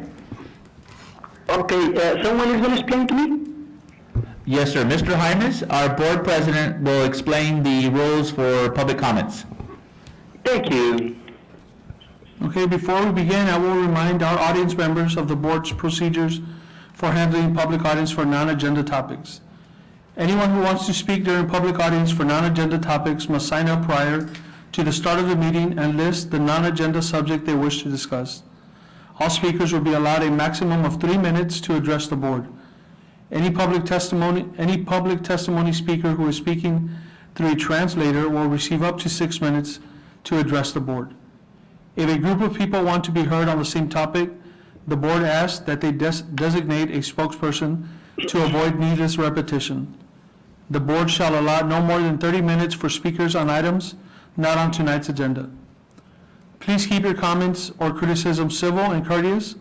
Please also avoid using profanity and refrain from making personal attacks on others during your opportunity to speak. We ask that you do not discuss students who are not your own child. Yelling, inappropriate, uncivil, or discriminatory comments will not be permitted. In the event your comment, in the judgment of the presiding officer, constitutes a complaint or charge against an employee or officer, it may be necessary for me to interrupt and ask you to stop and direct you to proceed with the school district's formal grievance procedures, or to have the item heard in executive session, depending on the nature of the complaint. If a speaker is seeking board resolution of a specific complaint, that concern should be addressed through the district's grievance process, which can be found online and include policies DGBA, FNG, and GF. Grievance forms can be obtained at any campus administration office or in the central administration offices. I will now assign Ms. Brown to be our timekeeper for 3 minutes. And Mr. Mendoza, you can now start. Thank you, ladies and gentlemen. My name is Jesus Mendoza, and my phone number it is 956-583-7012. I have been homebound for more than 10 years with life-threatening electrosensitivity, EHS, which is caused and aggravated by exposure to the same wireless microwave radiation reaching children and teachers at school. My EHS has been recognized by federal and state agencies and by courts as a physical medical condition and as a disability. It is estimated that without knowing, more than 50% of the population is already suffering symptoms of EHS. Children, teachers, doctors, attorneys, and even the director of the World Health Organization are suffering from EHS. Please see wearetheevidence.org. Despite that EHS is reaching pandemic proportions, most doctors are in the dark or in denial and continue misdiagnosing and mistreating with harmful drugs and invasive procedure symptoms that disappear with just reducing exposure to microwave radiation. A law firm filed a federal lawsuit with evidence of how the cell phones used by the children emit more than 5 times the levels allowed by federal law, while even short doses of radiation above the federal safety limits causes harm even to healthy and strong adults. And certain law firms are warning school officials of the potential civil and criminal liability of exposing children unnecessarily to harmful microwave radiation when an expensive hardwired internet is readily available. According to experts, electrosensitivity is not an isolated set of symptoms, but ongoing injuries to the immunological neurological system, which are progressively aggravated to irreversibility by exposure to microwave radiation. Some of the symptoms of EHS include pain, swelling of vital organs, swelling of face, hand, head and eye symptoms, heart attack and stroke, rashes and loss of skin, flu and allergy symptoms, and stomach, sleeping, vision, hearing, memory, speech, concentration and breathing problems, headaches, palpitations, arrhythmias, chest pain, high and low blood pressure, seizures, paralysis, unconsciousness, nose bleeding, internal bleeding, fever, tremors, dizziness, nausea, irritability, depression, anxiety, fatigue, muscle and joint pain, painful cramps, numbness, tooth pain, gum swelling and blisters, burning and dry eyes, eye pressure, blurred vision, asthma, testicular and ovarian pain, dry lips, tongue and mouth, inordinate thirst, altered sugar levels, impaired sense of smell, miscarriages and birth defects. Scientific studies prove that doctors are confounding the symptoms of EHS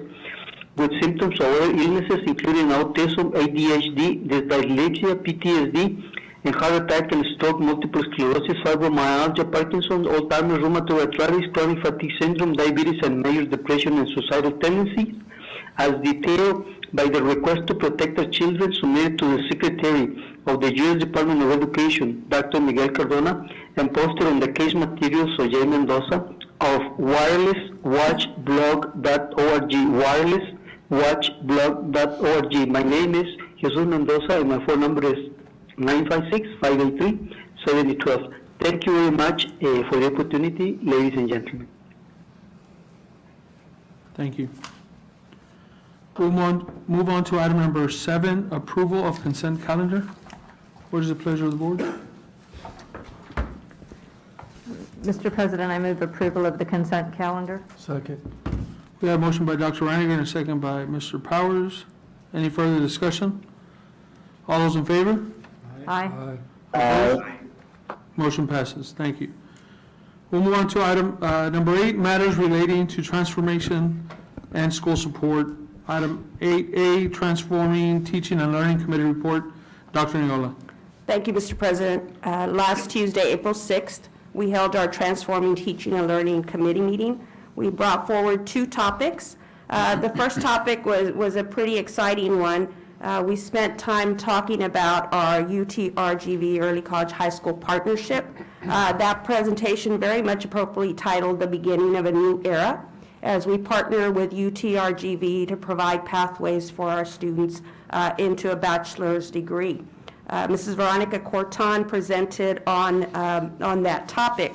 As part of that presentation, we talked about this tri-agency partnership that has developed between the school district, UT-RGV, as well as the city of Harlingen as they helped us in the development of this whole initiative.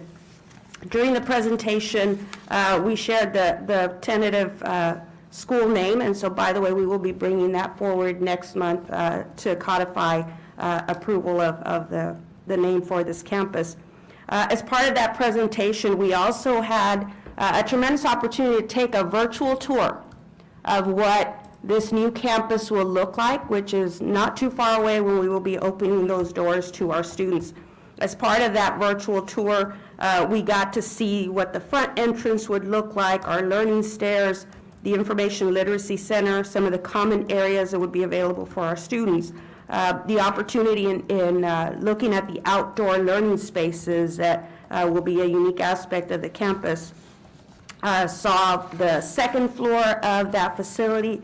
Just a really tremendous opportunity to look at construction virtually, and so it's amazing what technology now facilitates. And then as part of that presentation, we also had an opportunity to talk about all the people that have really come together to make this facility top-notch for our students, from the work of Oscar Tapia and his department, our Julia Cavazos, his staff, David Monreal, the communications specialist with Roland Ansaldúa and what he has designed for us. So a number of people, Judy Baker, and obviously Mrs. Veronica Corton, as she has guided this process. So a really exciting opportunity, and just can't, every day as we see the work increasing and what the reality is actually going to look like, just makes us anxious to get that underway. Our students, provided that everything is en route, our students will be entering a brand-new facility when we start this school year. So I know they are just as anxious. I also want to acknowledge Dr. Pam Flores. The leadership that she has provided in the current facility has been amazing, and I just can't wait to see where she takes that campus as we move with our partnership with UTRGV.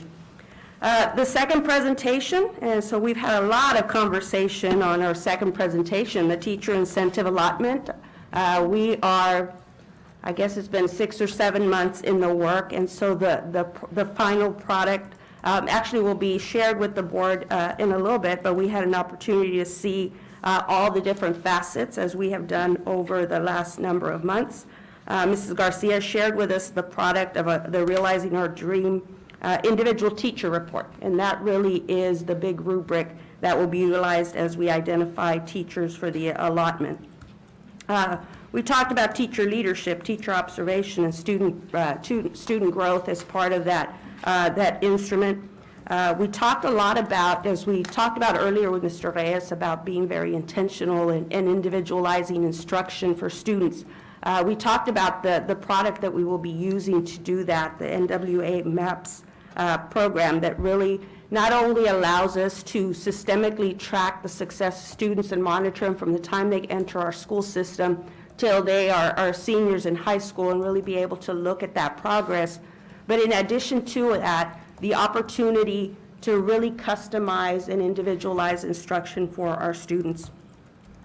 And then we also highlighted how TIA is going to positively impact the recruitment and retention of our teachers.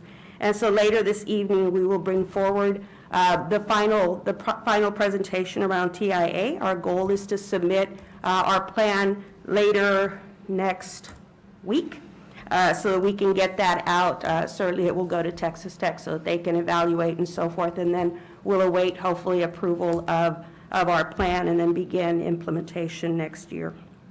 I just want to acknowledge Gracie Gutierrez and Dr. Daryl Mickle, who have been our researchers in the project and really made sure that as we were going through this process that we were using the very best learning that was out there to guide our work. They have just been fantastic in that process. And then I want to acknowledge several members of our senior team who have really guided this process. Mr. Shane Strubhart, Mrs. Lori Romero, Mrs. Dalia Garcia, Dr. Joseph Villarreal, and Mrs. Corton. Just tremendous work that they have done throughout this year. The 7 months have produced the best product that I have seen as I have looked at other school districts. And so just really excited at where our profession of teachers is going to be elevated as we look into the future. Dr. Belinda Reiniger chairs our Transforming Teaching and Learning Committee, and so Dr. Reiniger, I'll turn it over to you for any additional comments. Thank you, Dr. Noyola, and once again, a great Transforming Teaching and Learning Committee. The agenda is always full, and it's always full of exciting topics. It really, the facility, seeing our next high school facility come to life in a virtual tour, made it very clear that we will have a facility that's second to none. It is a tremendous learning facility.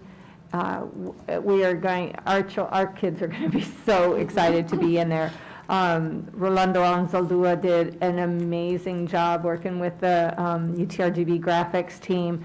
The structure and then the design, top to bottom, floor to ceiling, every element of it is absolutely beautiful.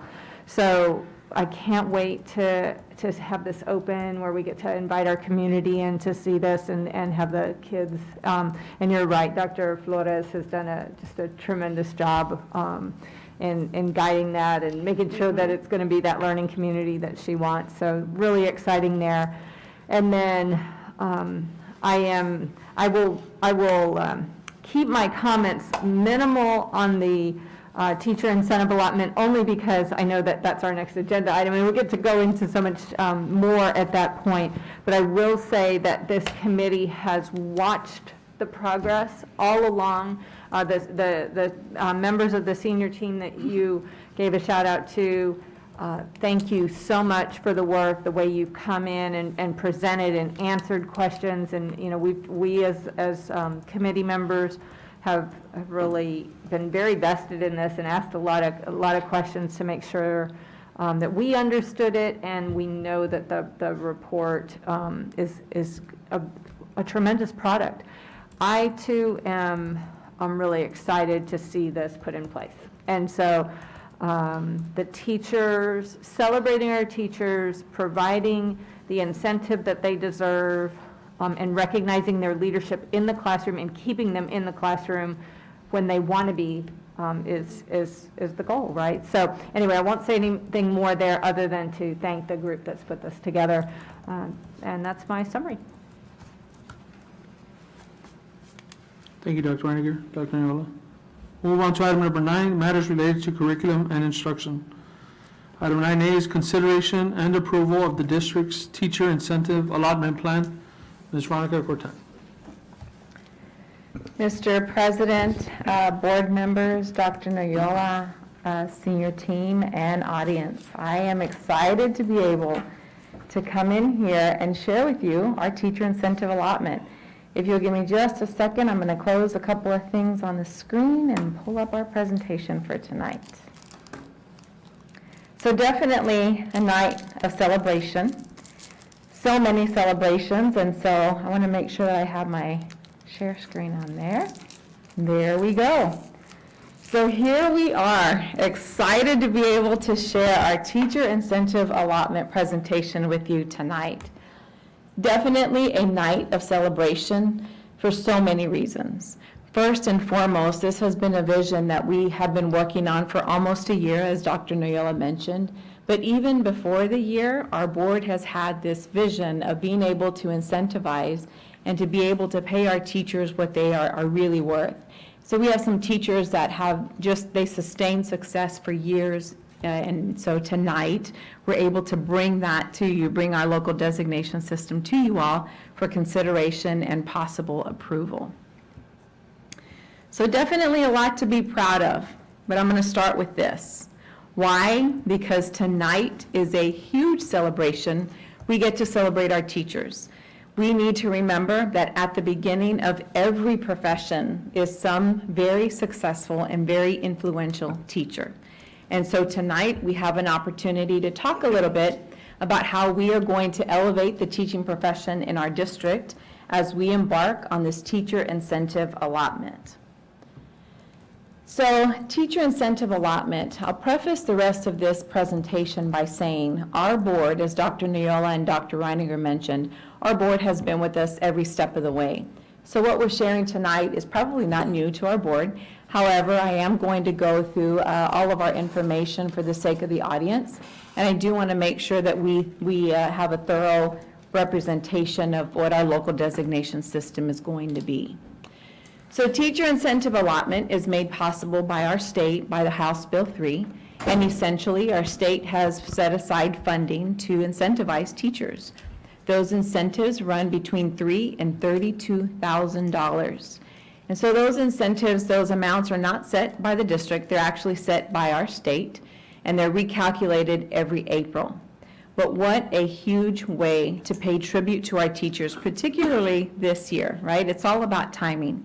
And so our TIA plan and coming forward tonight couldn't be at a better time. So what we're going to do tonight is explain a little bit more about our local designation system. I do want to point out that the process of our TIA application starts tonight. And so we're coming forward to our board to share our plan. and hopefully get approval to be able to submit that application later this week.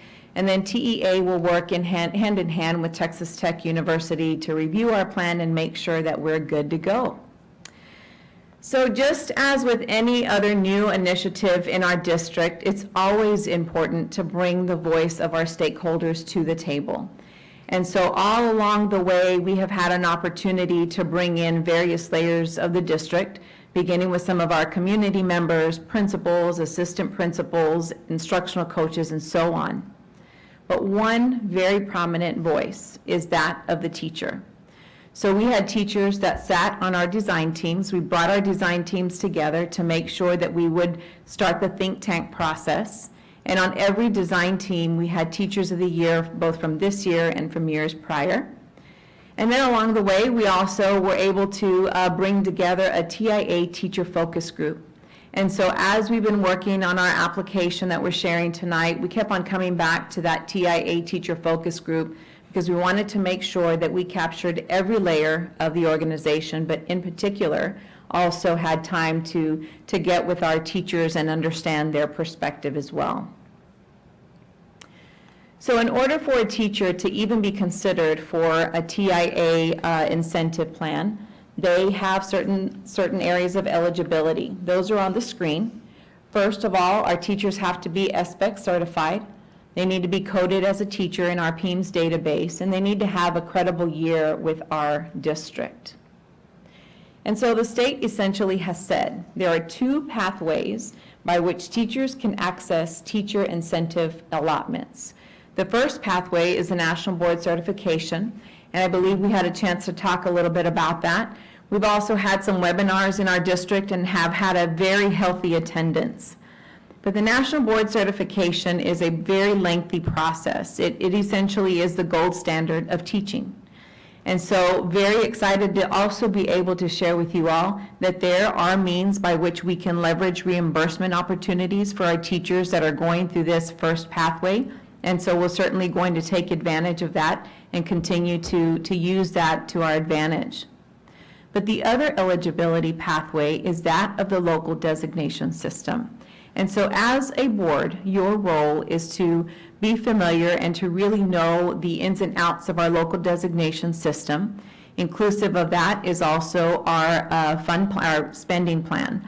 And so along the way, we brought you to the table and we've kept you abreast of our local designation system. But tonight, you get to see the final product of all of our months of work.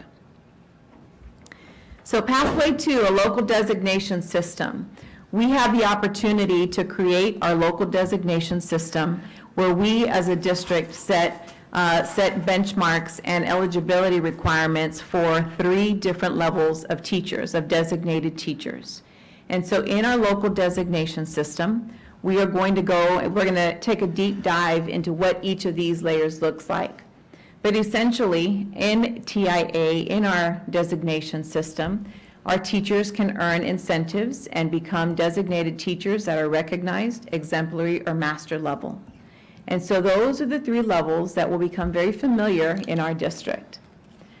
To the left of your screen, you see something that probably looks very familiar to you.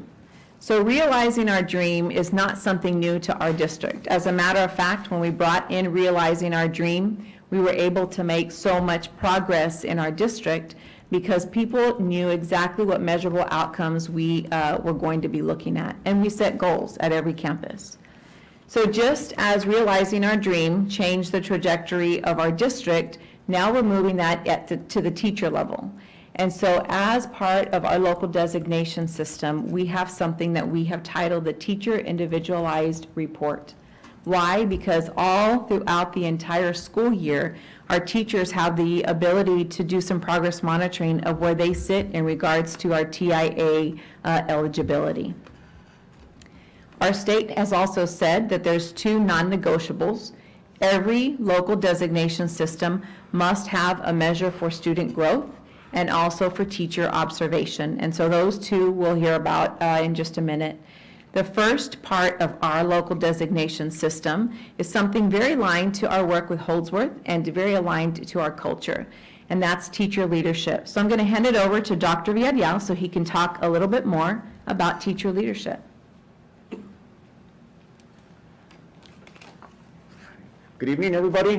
President Jaimes, board members, Dr. Neola, and audience. So Ms. Corton spoke about those components that were non-negotiables. Well, I had the fun task of having some that were negotiable. And I say fun because that means we're able to work with teachers and we're able to work with focus groups in determining what those factors are. So as you can see on the screen, the first component of the TIA is called the additional factors, and it is an optional component permitted by the teacher incentive allotment. We like to refer to it as teacher leadership, as it encompasses one of the goals that we have with TIA, and that is creating and nurturing teacher leaders. And as you can see on the screen, teacher leadership will be worth 20% of a teacher's overall TIA score. As part of the development of this component, we not only met with our TIA teacher focus group, but our committee also looked at our leadership definition to identify those dimensions that we can include in the TIA. Those being building trusting relationships and developing self and others. As such, our committee landed on including 4 additional factors: student surveys, parent surveys, professional leadership, and teacher attendance. The first 2 additional factors include student and parent surveys, which will evaluate how teachers are connecting with the school community, delivering instruction, and exhibiting quality customer service to our parents and students.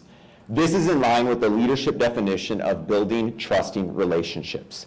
And as you can see on the screen, we have our student survey, which would be for students in grades 3 through 12, and our parent survey, which will be for parents of students in pre-K through 2. Teachers will earn points on the percentage of favorable outcomes from the surveys. The next 2 additional factors that you see on the screen came as a result of our conversations with our TIA, teacher focus group. For professional leadership, our focus group felt we needed to give teachers the opportunity to exhibit their leadership behaviors on campus and across the district. This factor allows our teachers to seek out quality professional development to not only improve their classroom instruction, but to also coach other teachers on quality instructional practices. In addition, we want our teachers to increase their sphere of influence by taking on instructional leadership positions on their campus. And this factor aligns perfectly with our leadership definition of developing self and others. Teachers will be provided a menu of leadership opportunities that would qualify for points in that particular component. And finally, our focus group wanted to include teacher attendance because they felt there's nothing better than having a high-quality teacher present every day in school and in the classroom instructing our students. And teachers will earn points based on a limited amount of absences. So you can see on this screen there, again, it's comprised of 4 components. Again, the student survey, the parent survey, professional leadership, and teacher attendance. So at this time, I'll now turn it over to Mrs. Lori Romero, and she will speak about teacher observation.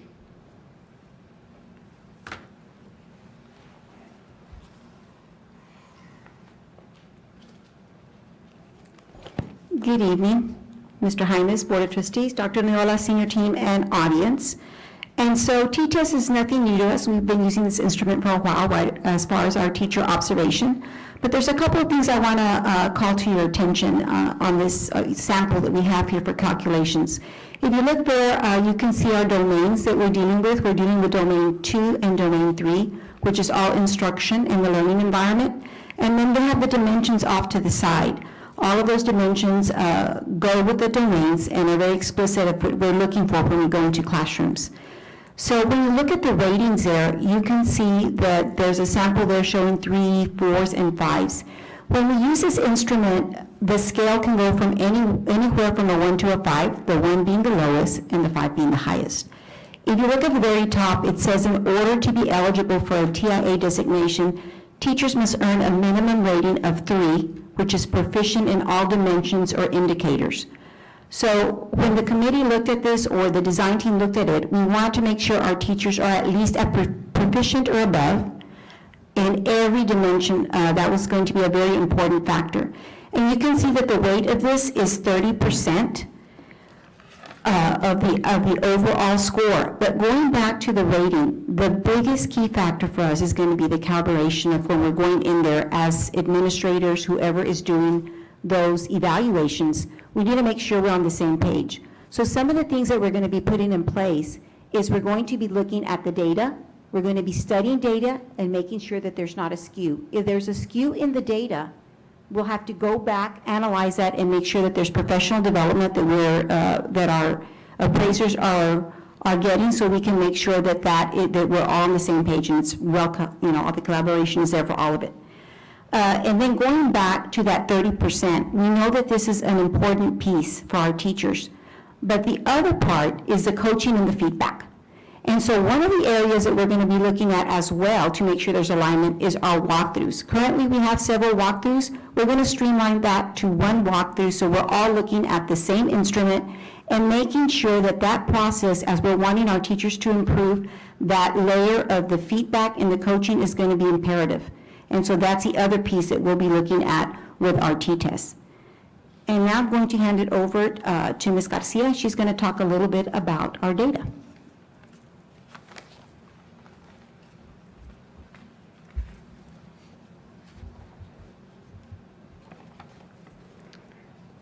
Good evening, Mr. President, Dr. Minola, trustees, administration, and audience. Our design team charge was to identify an assessment instrument that measures student growth as well as determine the eligibility criteria for these student outcomes. Our design team was guided by two main principles when we talk about assessment and data, and that was validity and reliability. And so we began to look at our current assessment offerings in the district and potential software solutions that can measure and track student growth. As we look to STAR, our state assessment program, STAR is a huge part of our accountability system. In looking at STAR, it has had a growth measure in there for quite some time, quite a number of years. But for STAR, we need 2 consecutive years of student outcomes for the state to determine growth. Given last year's cancellation due to the pandemic and this year's potential gaps in our system with students not testing, we couldn't reliably use the STAR assessment in our TI application for this year. So we looked at other software solutions, other assessments in the district. Also looked at TA. They do have some guidance as far as assessment programs that they have vetted through their system for the mere purpose of the teacher incentive allotment.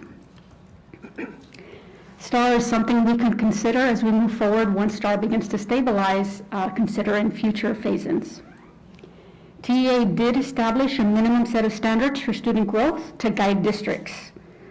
To align with TEA's standards of student growth, we did mirror their thresholds. So when we look at classifying students under this category, we look at, in order to be considered recognized under student growth, 55% or more of the students must meet or exceed their growth to be considered recognized. For exemplary, 60% or more of the students and or tests exceed expectations, and 75% for masters. So when we look at the sample calculation on the screen here, we do see some assessments on the left side. For pre-K, we do have a current assessment in the district, in fact across the state, that's called CLI Engage. For pre-K, we're looking at CLI Engage as a recommended assessment for the areas of math and reading. As we looked at some of the other areas in the absence of STAR and utilizing some software solutions, we are recommending a new assessment called NWEA MAP Growth for the remainder of the grade levels. MAP Growth is a software that measures student growth longitudinally. It is research-based, TEKS aligned, and has a very strong correlation linking study to STAR. So as we look at using the assessments in this area, we're looking at kinder through second for math and reading, grades 3 through 12 reading, 3 through 9th math including algebra, and in grades 2 through 8, incorporating science. So for student growth, in order to calculate an accurate measure, you look at a student's performance from the beginning of the year which is called the BOY often, compared to the performance at the end of the year on a post-test. So as a teacher, I would administer the pre-test in August or September in that timeline. In that same year, administer the end of the year test in April or May to determine student growth. So as you look at the example here, if I'm an 8th grade math teacher, I have 64 students in my classroom across my periods. 35 students meet or exceed that growth. So 35 divided by 64 gives us a score of 55%. At a weight of 50, would apply 27.5 points towards the overall score, which would include your t-tests and your additional factors for an overall score. We will have an opportunity to phase in additional grade levels and/or content areas, but Ms. Corton did mention progress monitoring in our Realizing Our Dream Teacher Individualized Report. Along with CLI Engage and Map Growth, they do have a middle-of-the-year assessment that we can use to leverage and inform teachers and principals along the way to help tailor instruction, celebrate the successes, and of course mid-course corrections along the way. So that data in the middle of the year can really help shape the instruction and help guide teachers' use of the data as it relates to TIA and of course meeting the needs of our students.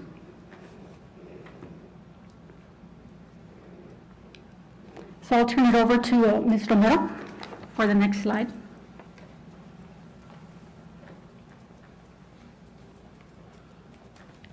So this is a part I like the best, and I spoke a little bit about it last week. Uniting the district preparation for individualized support.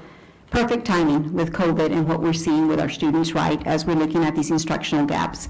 So taking us back to our journey with elementary, you look at our scores right now that are kinder readiness, they're 34% above the state. You look at the STAR scores in elementary, every area is above the state for our last STAR scores, and it's been several years. But when you look at that, it didn't start in 3rd grade. We realized that we had to get it right in pre-kinder. And so when we started that vertical alignment in elementary with our iStation, and we all started looking at the same instrument, it really propelled the success of what we were doing with our students, because all of a sudden we were all talking the same language. And so I'm very excited now that we're looking at an instrument that's going to follow our children from the minute they walk in our doors in kinder, and it's going to carry them through all the way to high school. A little bit about the MAPS program. They do the reading K through 12. The math is K through 8, and science is 2 through 8. Very excited with the science component, because now that we're embedding that in the STAR and the content, it's really going to help us keep a marker on what our students are doing. The second piece to it is that individualized instruction. We're going to be able to look at every child and have a prescriptive plan for them. The interventions will go right with what they need. And as we're looking at these interventions, we can look at it from the district level to the campus level down to the teacher. And so that is going to really help us focus where these instructional gaps are, and even enrichment. Because I can share with you that in some of the programs, we're seeing some students that are really excelling in spite of everything else. We have 17 pre-kindergarten students that are in the My Math Academy that have tapped out at 2nd grade, and I have to put them in another program because they're beyond 2nd grade. And so not only is this program going to help us fill the instructional gaps, it's going to help us enrich the students that need it as well. And then as far as our teachers, it's really going to help our teachers as well, because not only do our students need that individualized plan, our teachers do as well. So we'll be able to look at that Realizing Our Dream scorecard and tailor it. Our principals will be having conversation, our instructional coaches, with these teachers, and making sure that they're on point. And what are the areas that you're growing? Are you in the right direction? Are you not? So not only are our students going to be receiving individualized instruction, our teachers will be receiving individualized PD as well, based on the needs and the goals that they set forth for themselves. So very excited. I think this is going to take our district to the next level. We'll be able to look all the way back to where our students started. I shared with Ms. Gutierrez as a former middle school principal. Can you imagine getting that data all the way back and just being able to see what that child did from the very beginning and follow them all the way through and make sure that we're doing what we need to with them. So it's a great time for us to bring this in. I think the timing is perfect, and very excited as we continue with that. And so I'm going to turn it back over to Ms. Corton.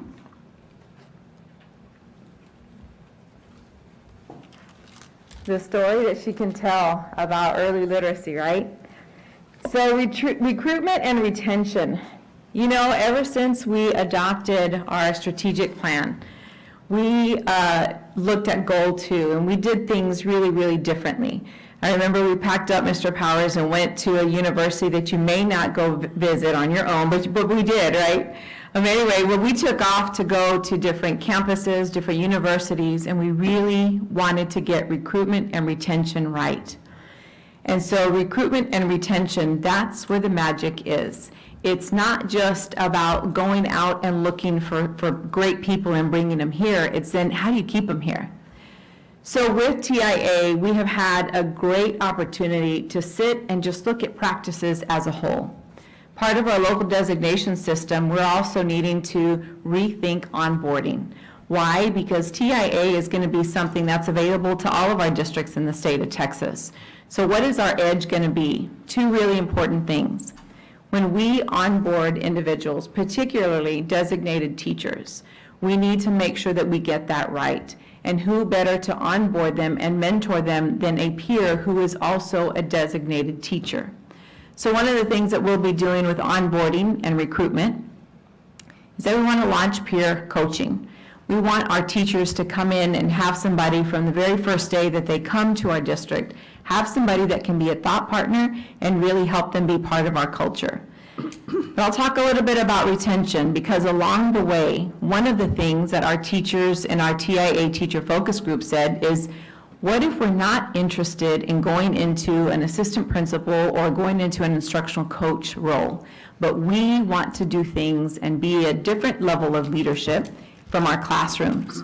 So thank you, a huge thank you to Mr. Strubart and his pod, because they were able to outline teacher pathways. So our edge will be the way that we onboard people, bring them into our culture, and then secondly, with peer coaching and making sure that every teacher has a way to elevate the profession from where they are at currently, which is the classroom. That was key. We keep hearing that over and over from these effective teachers. They say, we don't want to leave the classroom. We love our kids, and this is where we want to stay. Great. So we created some teacher pathways, and we'll be launching those in August. Regardless of where we end up with TIA, those will now be part of the fabric of HCISD.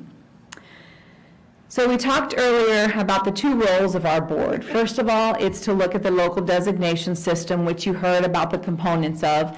But secondly, the TIA spending plan is also important for our board to be familiar with and to understand. So you see up on the screen there's a 90-10 plan. Why? Because the state says that we can, of the incentive monies that we generate in our district, we are able to give up to 90% back to the teachers, and 10% is at the district level. Our plan includes a 90%, the full 90% allotment will be routed to our teachers. Why? Because it's one extra way that we are going to be able to appreciate the work of our teachers. So in that 90%, they will have an option to have a one-time payout in May, or a two-time payout, which would be a 2-part lump sum, part of that being in December and the other part being in May. So as we get to that portion, you can imagine that Mr. Galazos and his team is going to be critical in making sure that we get that rolled out. And I do want to clarify that in order for us to qualify and to be able to do those payouts, it's quite a process. This coming year, this coming school year, will be what we call our data capture year. So this entire year, we'll be capturing data of the teachers that are interested in participating in TIA. And you notice that our first payout is not projected until December 2023. Why? Because there's a validation process that we need to go through. That's why with our individualized teacher report, it can facilitate that data collection and really help us move along the way. So that's the 90%. I'll talk a little bit about the 10%. And so up on the screen, you see where we're wanting to route our 10% that we keep at the district level. First and foremost, we want to support the launch of peer coaching, as I mentioned, with onboarding and retention. The other thing is that teacher pathways are a great way to keep great teachers in the classroom. The other group, because they're teachers of teachers, are instructional coaches. And so what you can expect as a board is that we're going to come forward to you to share our instructional coach pathways as well. And so we anticipate that our instructional coaches are going to be a big part of the success of our teachers, and so we'll design those pathways alongside our teacher pathways. And then just as Mrs. Romero mentioned, every school district in our country is headed for a very unique school year coming up. We are going to have to bring our students in and be spot on with curriculum and instruction, but most of all, interventions. And so part of that 10% will go to support the rollout and the professional learning on how teachers can design and implement these student interventions. Keyword being individualized. You'll hear that a lot as we progress into next year. So this is a message to all of our teachers who are sitting at home watching this board meeting and thinking, do I do this or do I not? Like, what is the value add? First of all, I'll say you have nothing to lose but incentive monies. Secondly, when I talk about Mr. Galazos and the role that his department will play, here's why. As a local designation system, we have the option to make these incentive funds TRS eligible. That is a big topic when we talked about incentives. So up to now, they weren't eligible. As a district, you're now able to say, yes, we want this to be TRS eligible, and so we commit to that. We are including that in our local designation system as one extra layer of recruitment, retention, and appreciation to our teachers. So if you're wondering what that real impact is for TRS, I'm going to hand it over to Mr. Galazos so he can speak a little bit about the table that you see on the screen. Thank you, Ms. Cortan, Dr. Noyola, board members. So on this table here, we wanted to show the impact of what the allotment has on retirement income. And so, for example, a teacher with year zero with 30 years of experience, the TRS rate for retirement is 2.3% per year. So you multiply that 2.3% times 30 years gives you 69% of the amount that you can use towards your retirement based on your highest five-year average.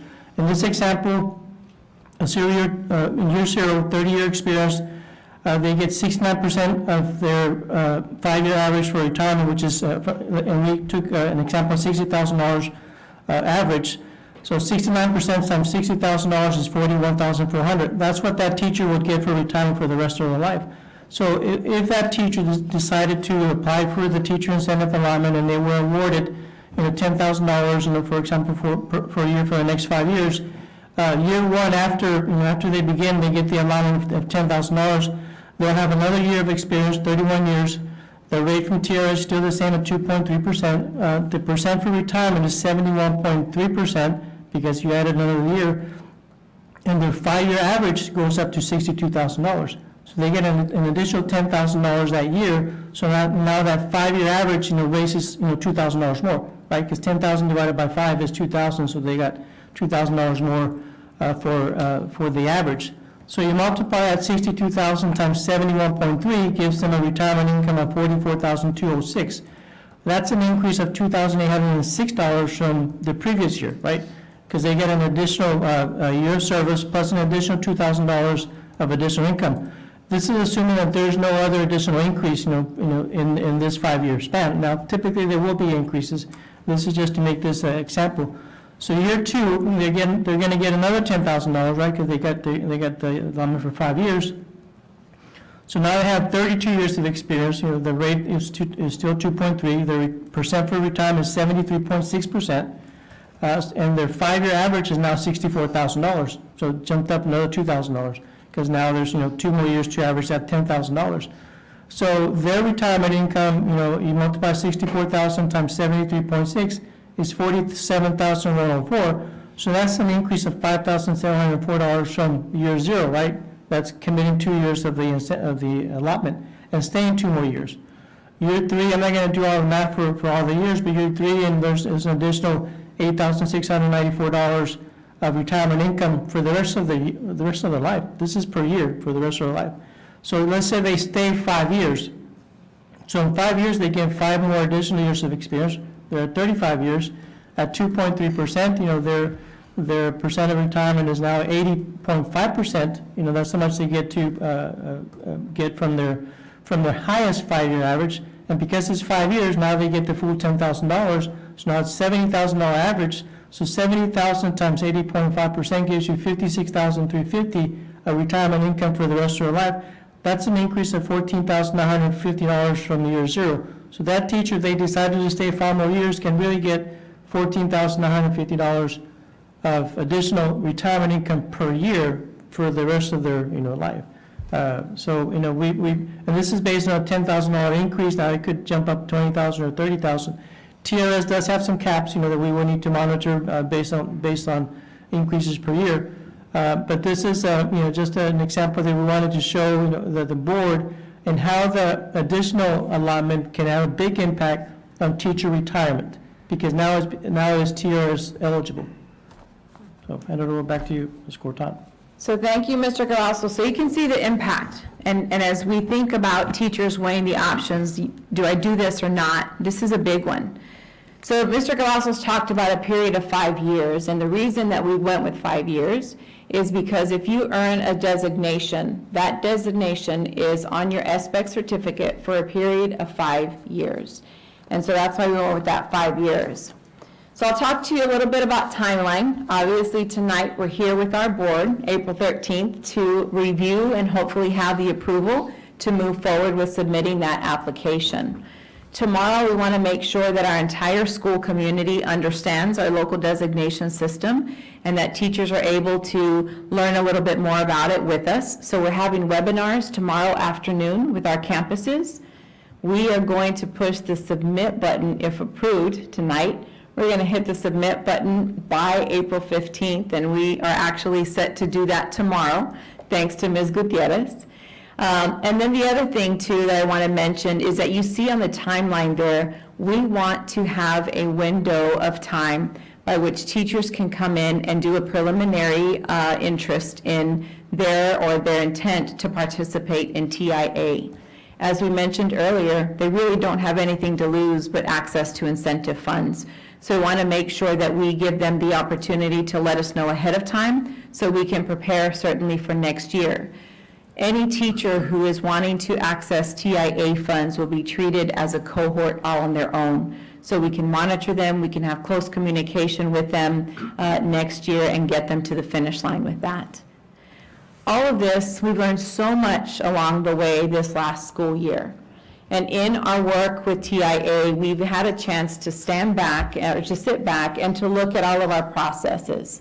And so when you consider things like onboarding, when you consider things like teacher pathways, those things can certainly become the fabric of our district, aside from it being part of TIA. So wherever we end up on August the 15th, whether TEA says, yes, you're good to go, or not just yet, there are some great things, some work. I'm really proud of the work of our design teams and our teachers.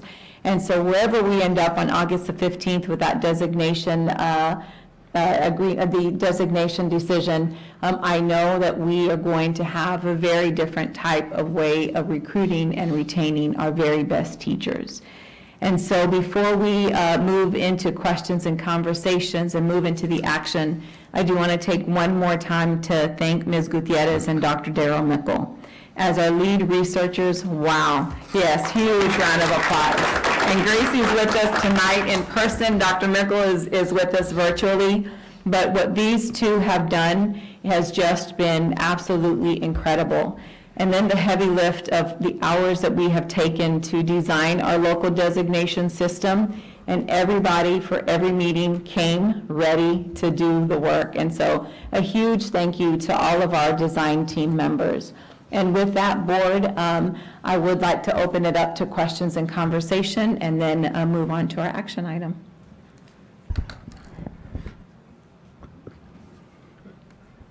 Dr. Reininger? Dr. Reininger? Please, yes, thank you. First off, just a tremendous team effort. Thank you for the presentation. Thank you, Ms. Gutierrez, Dr. Nichols. It just feels like every angle has been examined, every aspect of it, because you were listening to the teachers, right? You were listening to your design teams, you listen and respond and create. We got to watch it unfold at every Transforming Teaching and Learning Committee. I love what Mr. Cavazos presented. That is very exciting. So that was new information and really well presented because it's a little complicated, but it really shows the financial benefit. Not only are you getting the $10,000 each year more, but you're actually then building in equity and income for your retirement. Again, a way to honor our teachers. So I'm even more excited every time I hear it. So thank you so much to everybody. Mr. President, absolutely great presentation, and sign me up. I'm ready to do it. We need to recruit you, Dr. I want to do everything. It's just so exciting. I always want to do, get down with the kindergartners. They're doing great stuff. But really, the game changer is that new information for retirement. That's powerful. That is, to me, it's a no-brainer. Yeah, there's going to be some work to be done, but it's a cost-benefit analysis. Man, there's a lot of benefit there. So congratulations on what great presentation and great new information today. Thank you. Yes.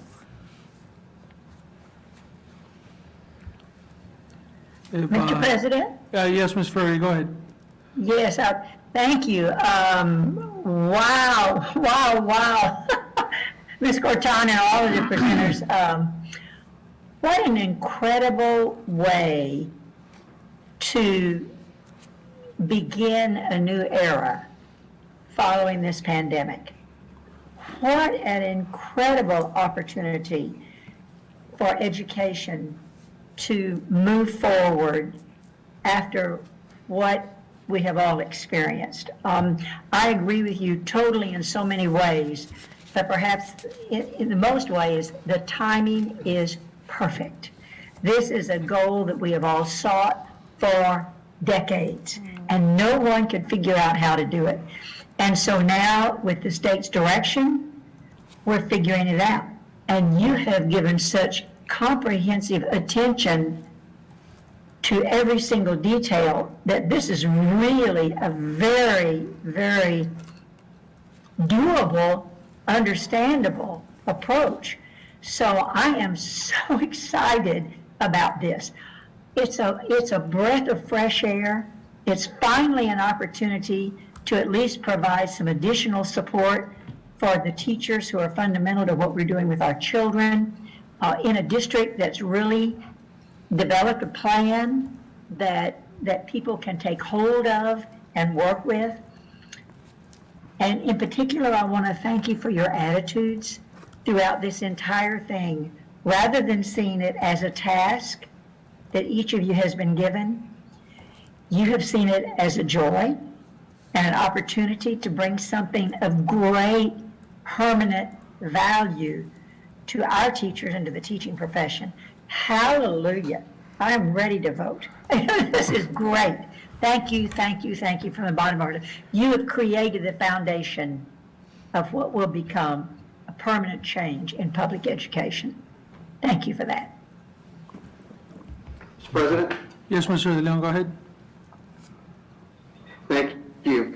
I colleagues, I think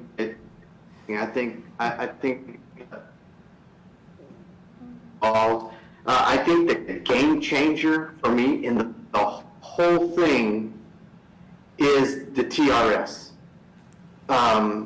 Because with the TRS, they go based on the best 5 years. Is that correct, or is it 5 years? Yes. You're correct. Is it the best 5 or the last 5? It's the highest 5-year average. It's the best 5, right? Right. The highest 5. So even 5 years from now, the state doesn't have any more funding. They've banked those best 5 years so that they can use those. I agree with everyone. I mean, it's a no-brainer. If I was a teacher, I'd be the first one to sign up. With that said, I do have a couple of questions. you said let me ask you, Veronica, you said they can sign up and it's not, there's no difference. So is the teacher that opts in and the teacher that opts out, is there different responsibilities they have, or is the responsibilities the exact same and they're just not getting paid? So I'll talk a little bit about that, and when we talk about them coming in to declare that they're interested in this, that this coming year, there's not going to be very much of a difference. What you'll see is that we are going to treat those teachers as a cohort, because we want to make sure that they are very aware of the progress monitoring. We want to work with them, we want to invest in them and make sure that we get them to the point that they want to be, which is to be designated. Now, once a teacher earns any designation in our district, we have a culture that we need to pay it forward. And so what we're wanting to do with our designated teachers, once we come through all of this cycle, and a teacher says they are designated, they must come in and help us to build and lift the rest of the organization. So when Dr. Villarreal talks a little bit about those leadership traits that we're looking for in teachers, that's really what their work will revolve around. And we have to understand, too, that they're classroom teachers, so we don't want to overburden them. But if there is a teacher who is designated, there's some magic going on in that classroom. And so to be able to host brand-new teachers to come in and watch what you're doing, or let us zoom into your class so that we can look at best practices, those are the types of responsibilities that we're looking at, because we want to make sure that when we talk about elevating the profession of teaching, that we start that and model that here in our district. So this coming year, their preliminary interest in TIA will allow us to get our systems ready to support the number of teachers that are interested in that. It's not going to be an obligation for them, but at least it gives us an idea of who is interested in pursuing TIA.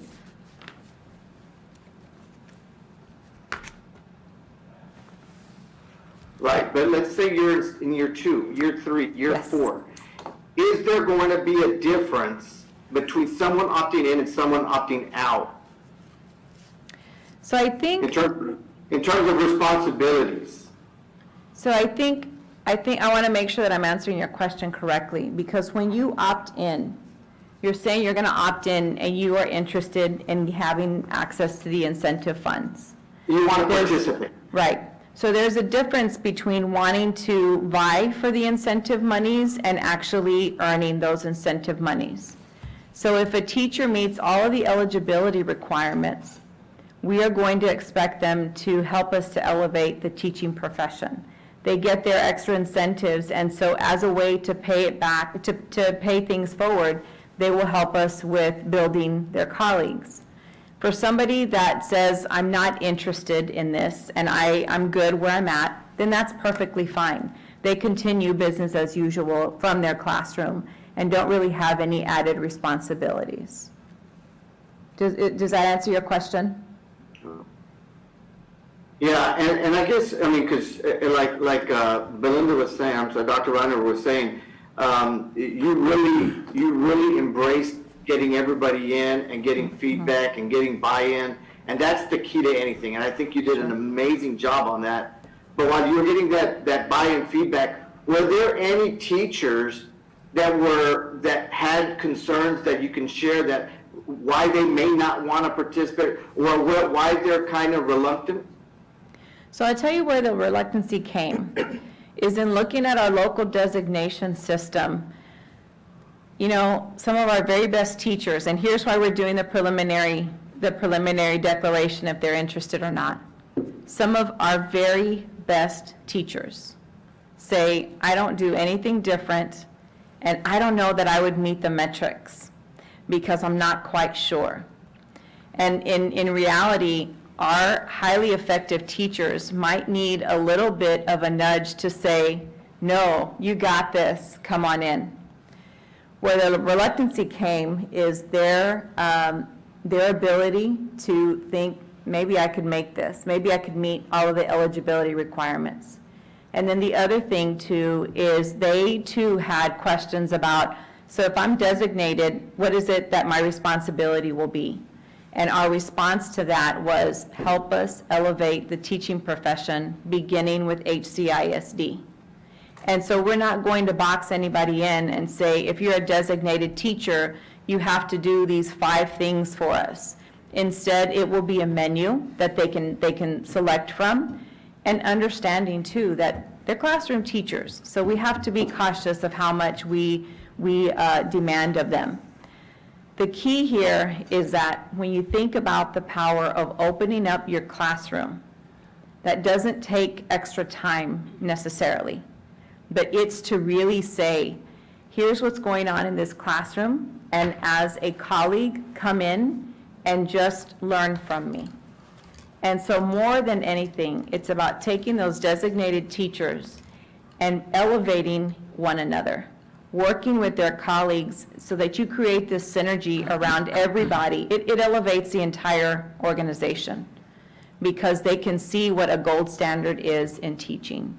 And so I think that that's probably the biggest thing. And like I said, you know, with being reluctant, a lot of it is, I don't know that I'm one of those superstar teachers. And several of them, we've said, you know, you may want to just look at it because you could very well meet all of those measurable outcomes. Well, I'll tell you, Veronica, I think you did I think the whole team did an amazing job. And I'll be the first to say, if I was a teacher, I'd be the first one signing up to do that. Great job. Thank you. We hope they all sign up, right? Mr. President?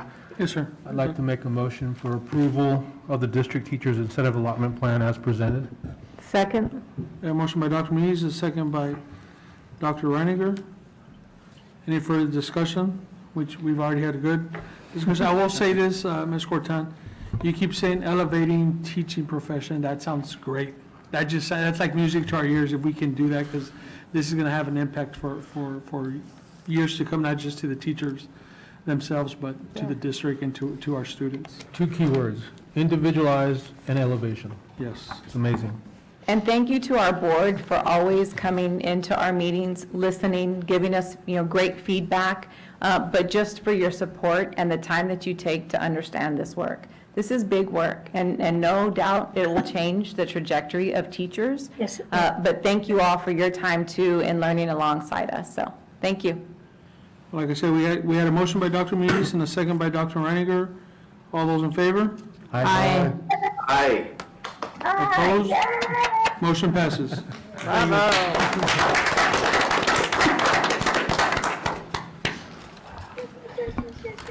Item number 10, matters relating to business services.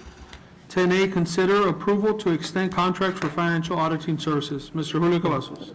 Thank you, Mr. Hines, Dr. Neola, board members. Agenda item 10A is approval to extend the contract for external auditing services. We're recommended to extend 1 more year with CRI led by Quinn Anderson. Cost is between $60,000 to $65,000, comparable to last year. They've done a good job overall in providing a timely audit to the board. We recommend approval. Any questions? President, make a motion for approval. Second. We have a motion by Mr. De Leon, second by Dr. Muniz. Any further discussion? All those in favor? Aye. Opposed? Motion passes. Thank you. Next is item 11, matters relating to district operations. We have a Facilities and Safety Committee report by Mr. Julio Cavazos. Thank you, Mr. Hyman, Dr. Neola, board members. Mr. Tapia wasn't available tonight, so I'm presenting for him. We did have a facility committee meeting last week on April the 6th. He updated the committee on on several items. Update on environmental protection agency water testing mandates. They're going to be testing for lead in our water lines, so that's upcoming in a couple of years. That we're just wanting to inform the board that that's in the future here. He also updated the board on the Vela Middle School crosswalk and the sidewalk connectivity project that we are partnering with the city of Harlingen. It's going on schedule. Updated the board on the Vernon Middle School choir and band hall renovations due to the fire damage. We are expecting to get most of that reimbursed from the insurance company. We did file a claim and we should get reimbursed from the insurance company. Oscar also updated the board on our TA programs. Treasure Hills Elementary, Wing Addition Phase Number 2. The project is about 67% complete. Also updated the school on school entry vestibules, safety improvements. We began that work during spring break, and they're still working, doing their job there. Early College High School and UTRGV campus project is 67% complete.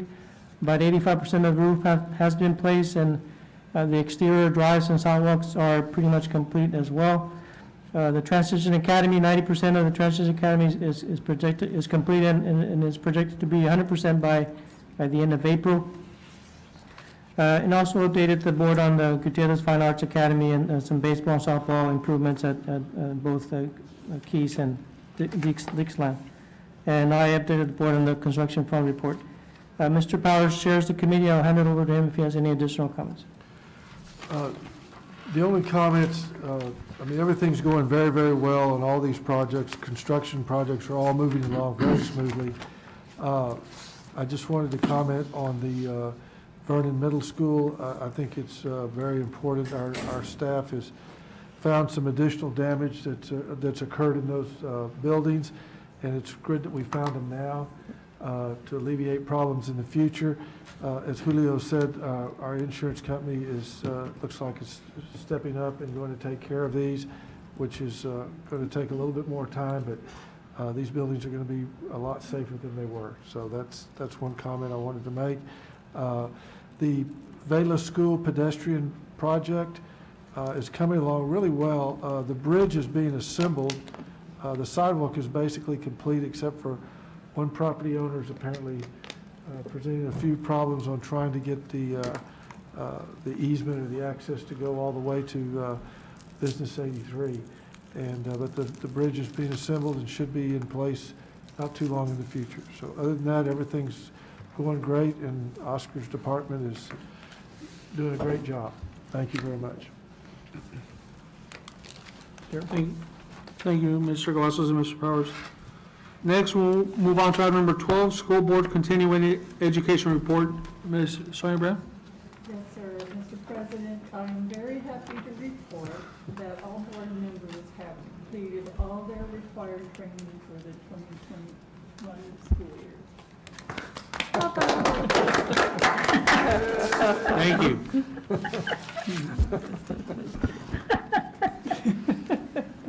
Next, item 13, adjournment into closed or executive session pursuant to Texas Government Code Sections 551.071, 551.072, 551.074, and 551.082, the Open Meetings Act, for the following purposes: consultation with legal counsel and discussion pending litigation, cause number 2020 DCL 00118 in the 445th District Court, Cameron County, Texas. SMAC Mechanical LTD, DBA Southern Mechanical Air Conditioning versus HCISD, CA 2015 DLC 04578 in the 103rd District Court, Cameron County, Texas. Cause number C 4899171 in the 398th District Court, Hidalgo County, Texas. Discuss recommendations regarding employment of the renewal of educators and professional contracts for probationary term and other contract employment for 2021-2022, and discuss employment of teachers and other professional staff. We are now in executive session. Please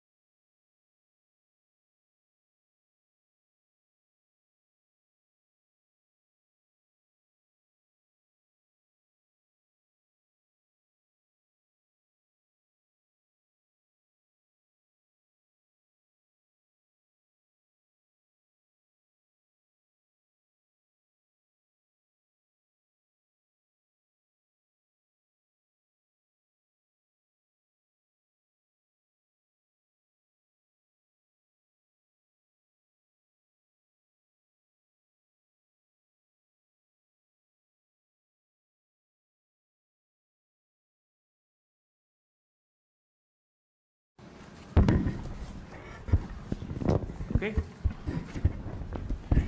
We are now reconvened into open session for matters discussed in executive session. Mr. President? Mr. President? Is there, Dr. Meeks? I'd like to say with regard to cause number 2015 DCL 04578, I move to authorize legal counsel to issue a settled demand discussed in executive session. Second. We have a motion by Dr. Meeks, a second by Dr. Reininger. Any further discussion? All those in favor? Aye. Opposed? Aye. Motion passes. Item B, consider recommendations regarding employment of renewal of educators, professional contracts for probationary term and other contract employments for 2021-2022. Mr. President, I move the recommendation regarding employment and renewal of educators and professional contracts for probationary term and other contract employment for 2021-2022 as recommended by administration. We have a motion by Dr. Reininger, Second. second by Mr. De Leon. Any further discussion? All those in favor? Aye. Opposed? Motion passes. 14C, consider employment of teachers and other professional staff. President, I make a motion for approval as recommended by administration. Second. We have a motion by Mr. De Leon, a second by Dr. Muñiz. Any further discussion? All those in favor? Aye. Opposed? Aye. Motion passes. We are now adjourned.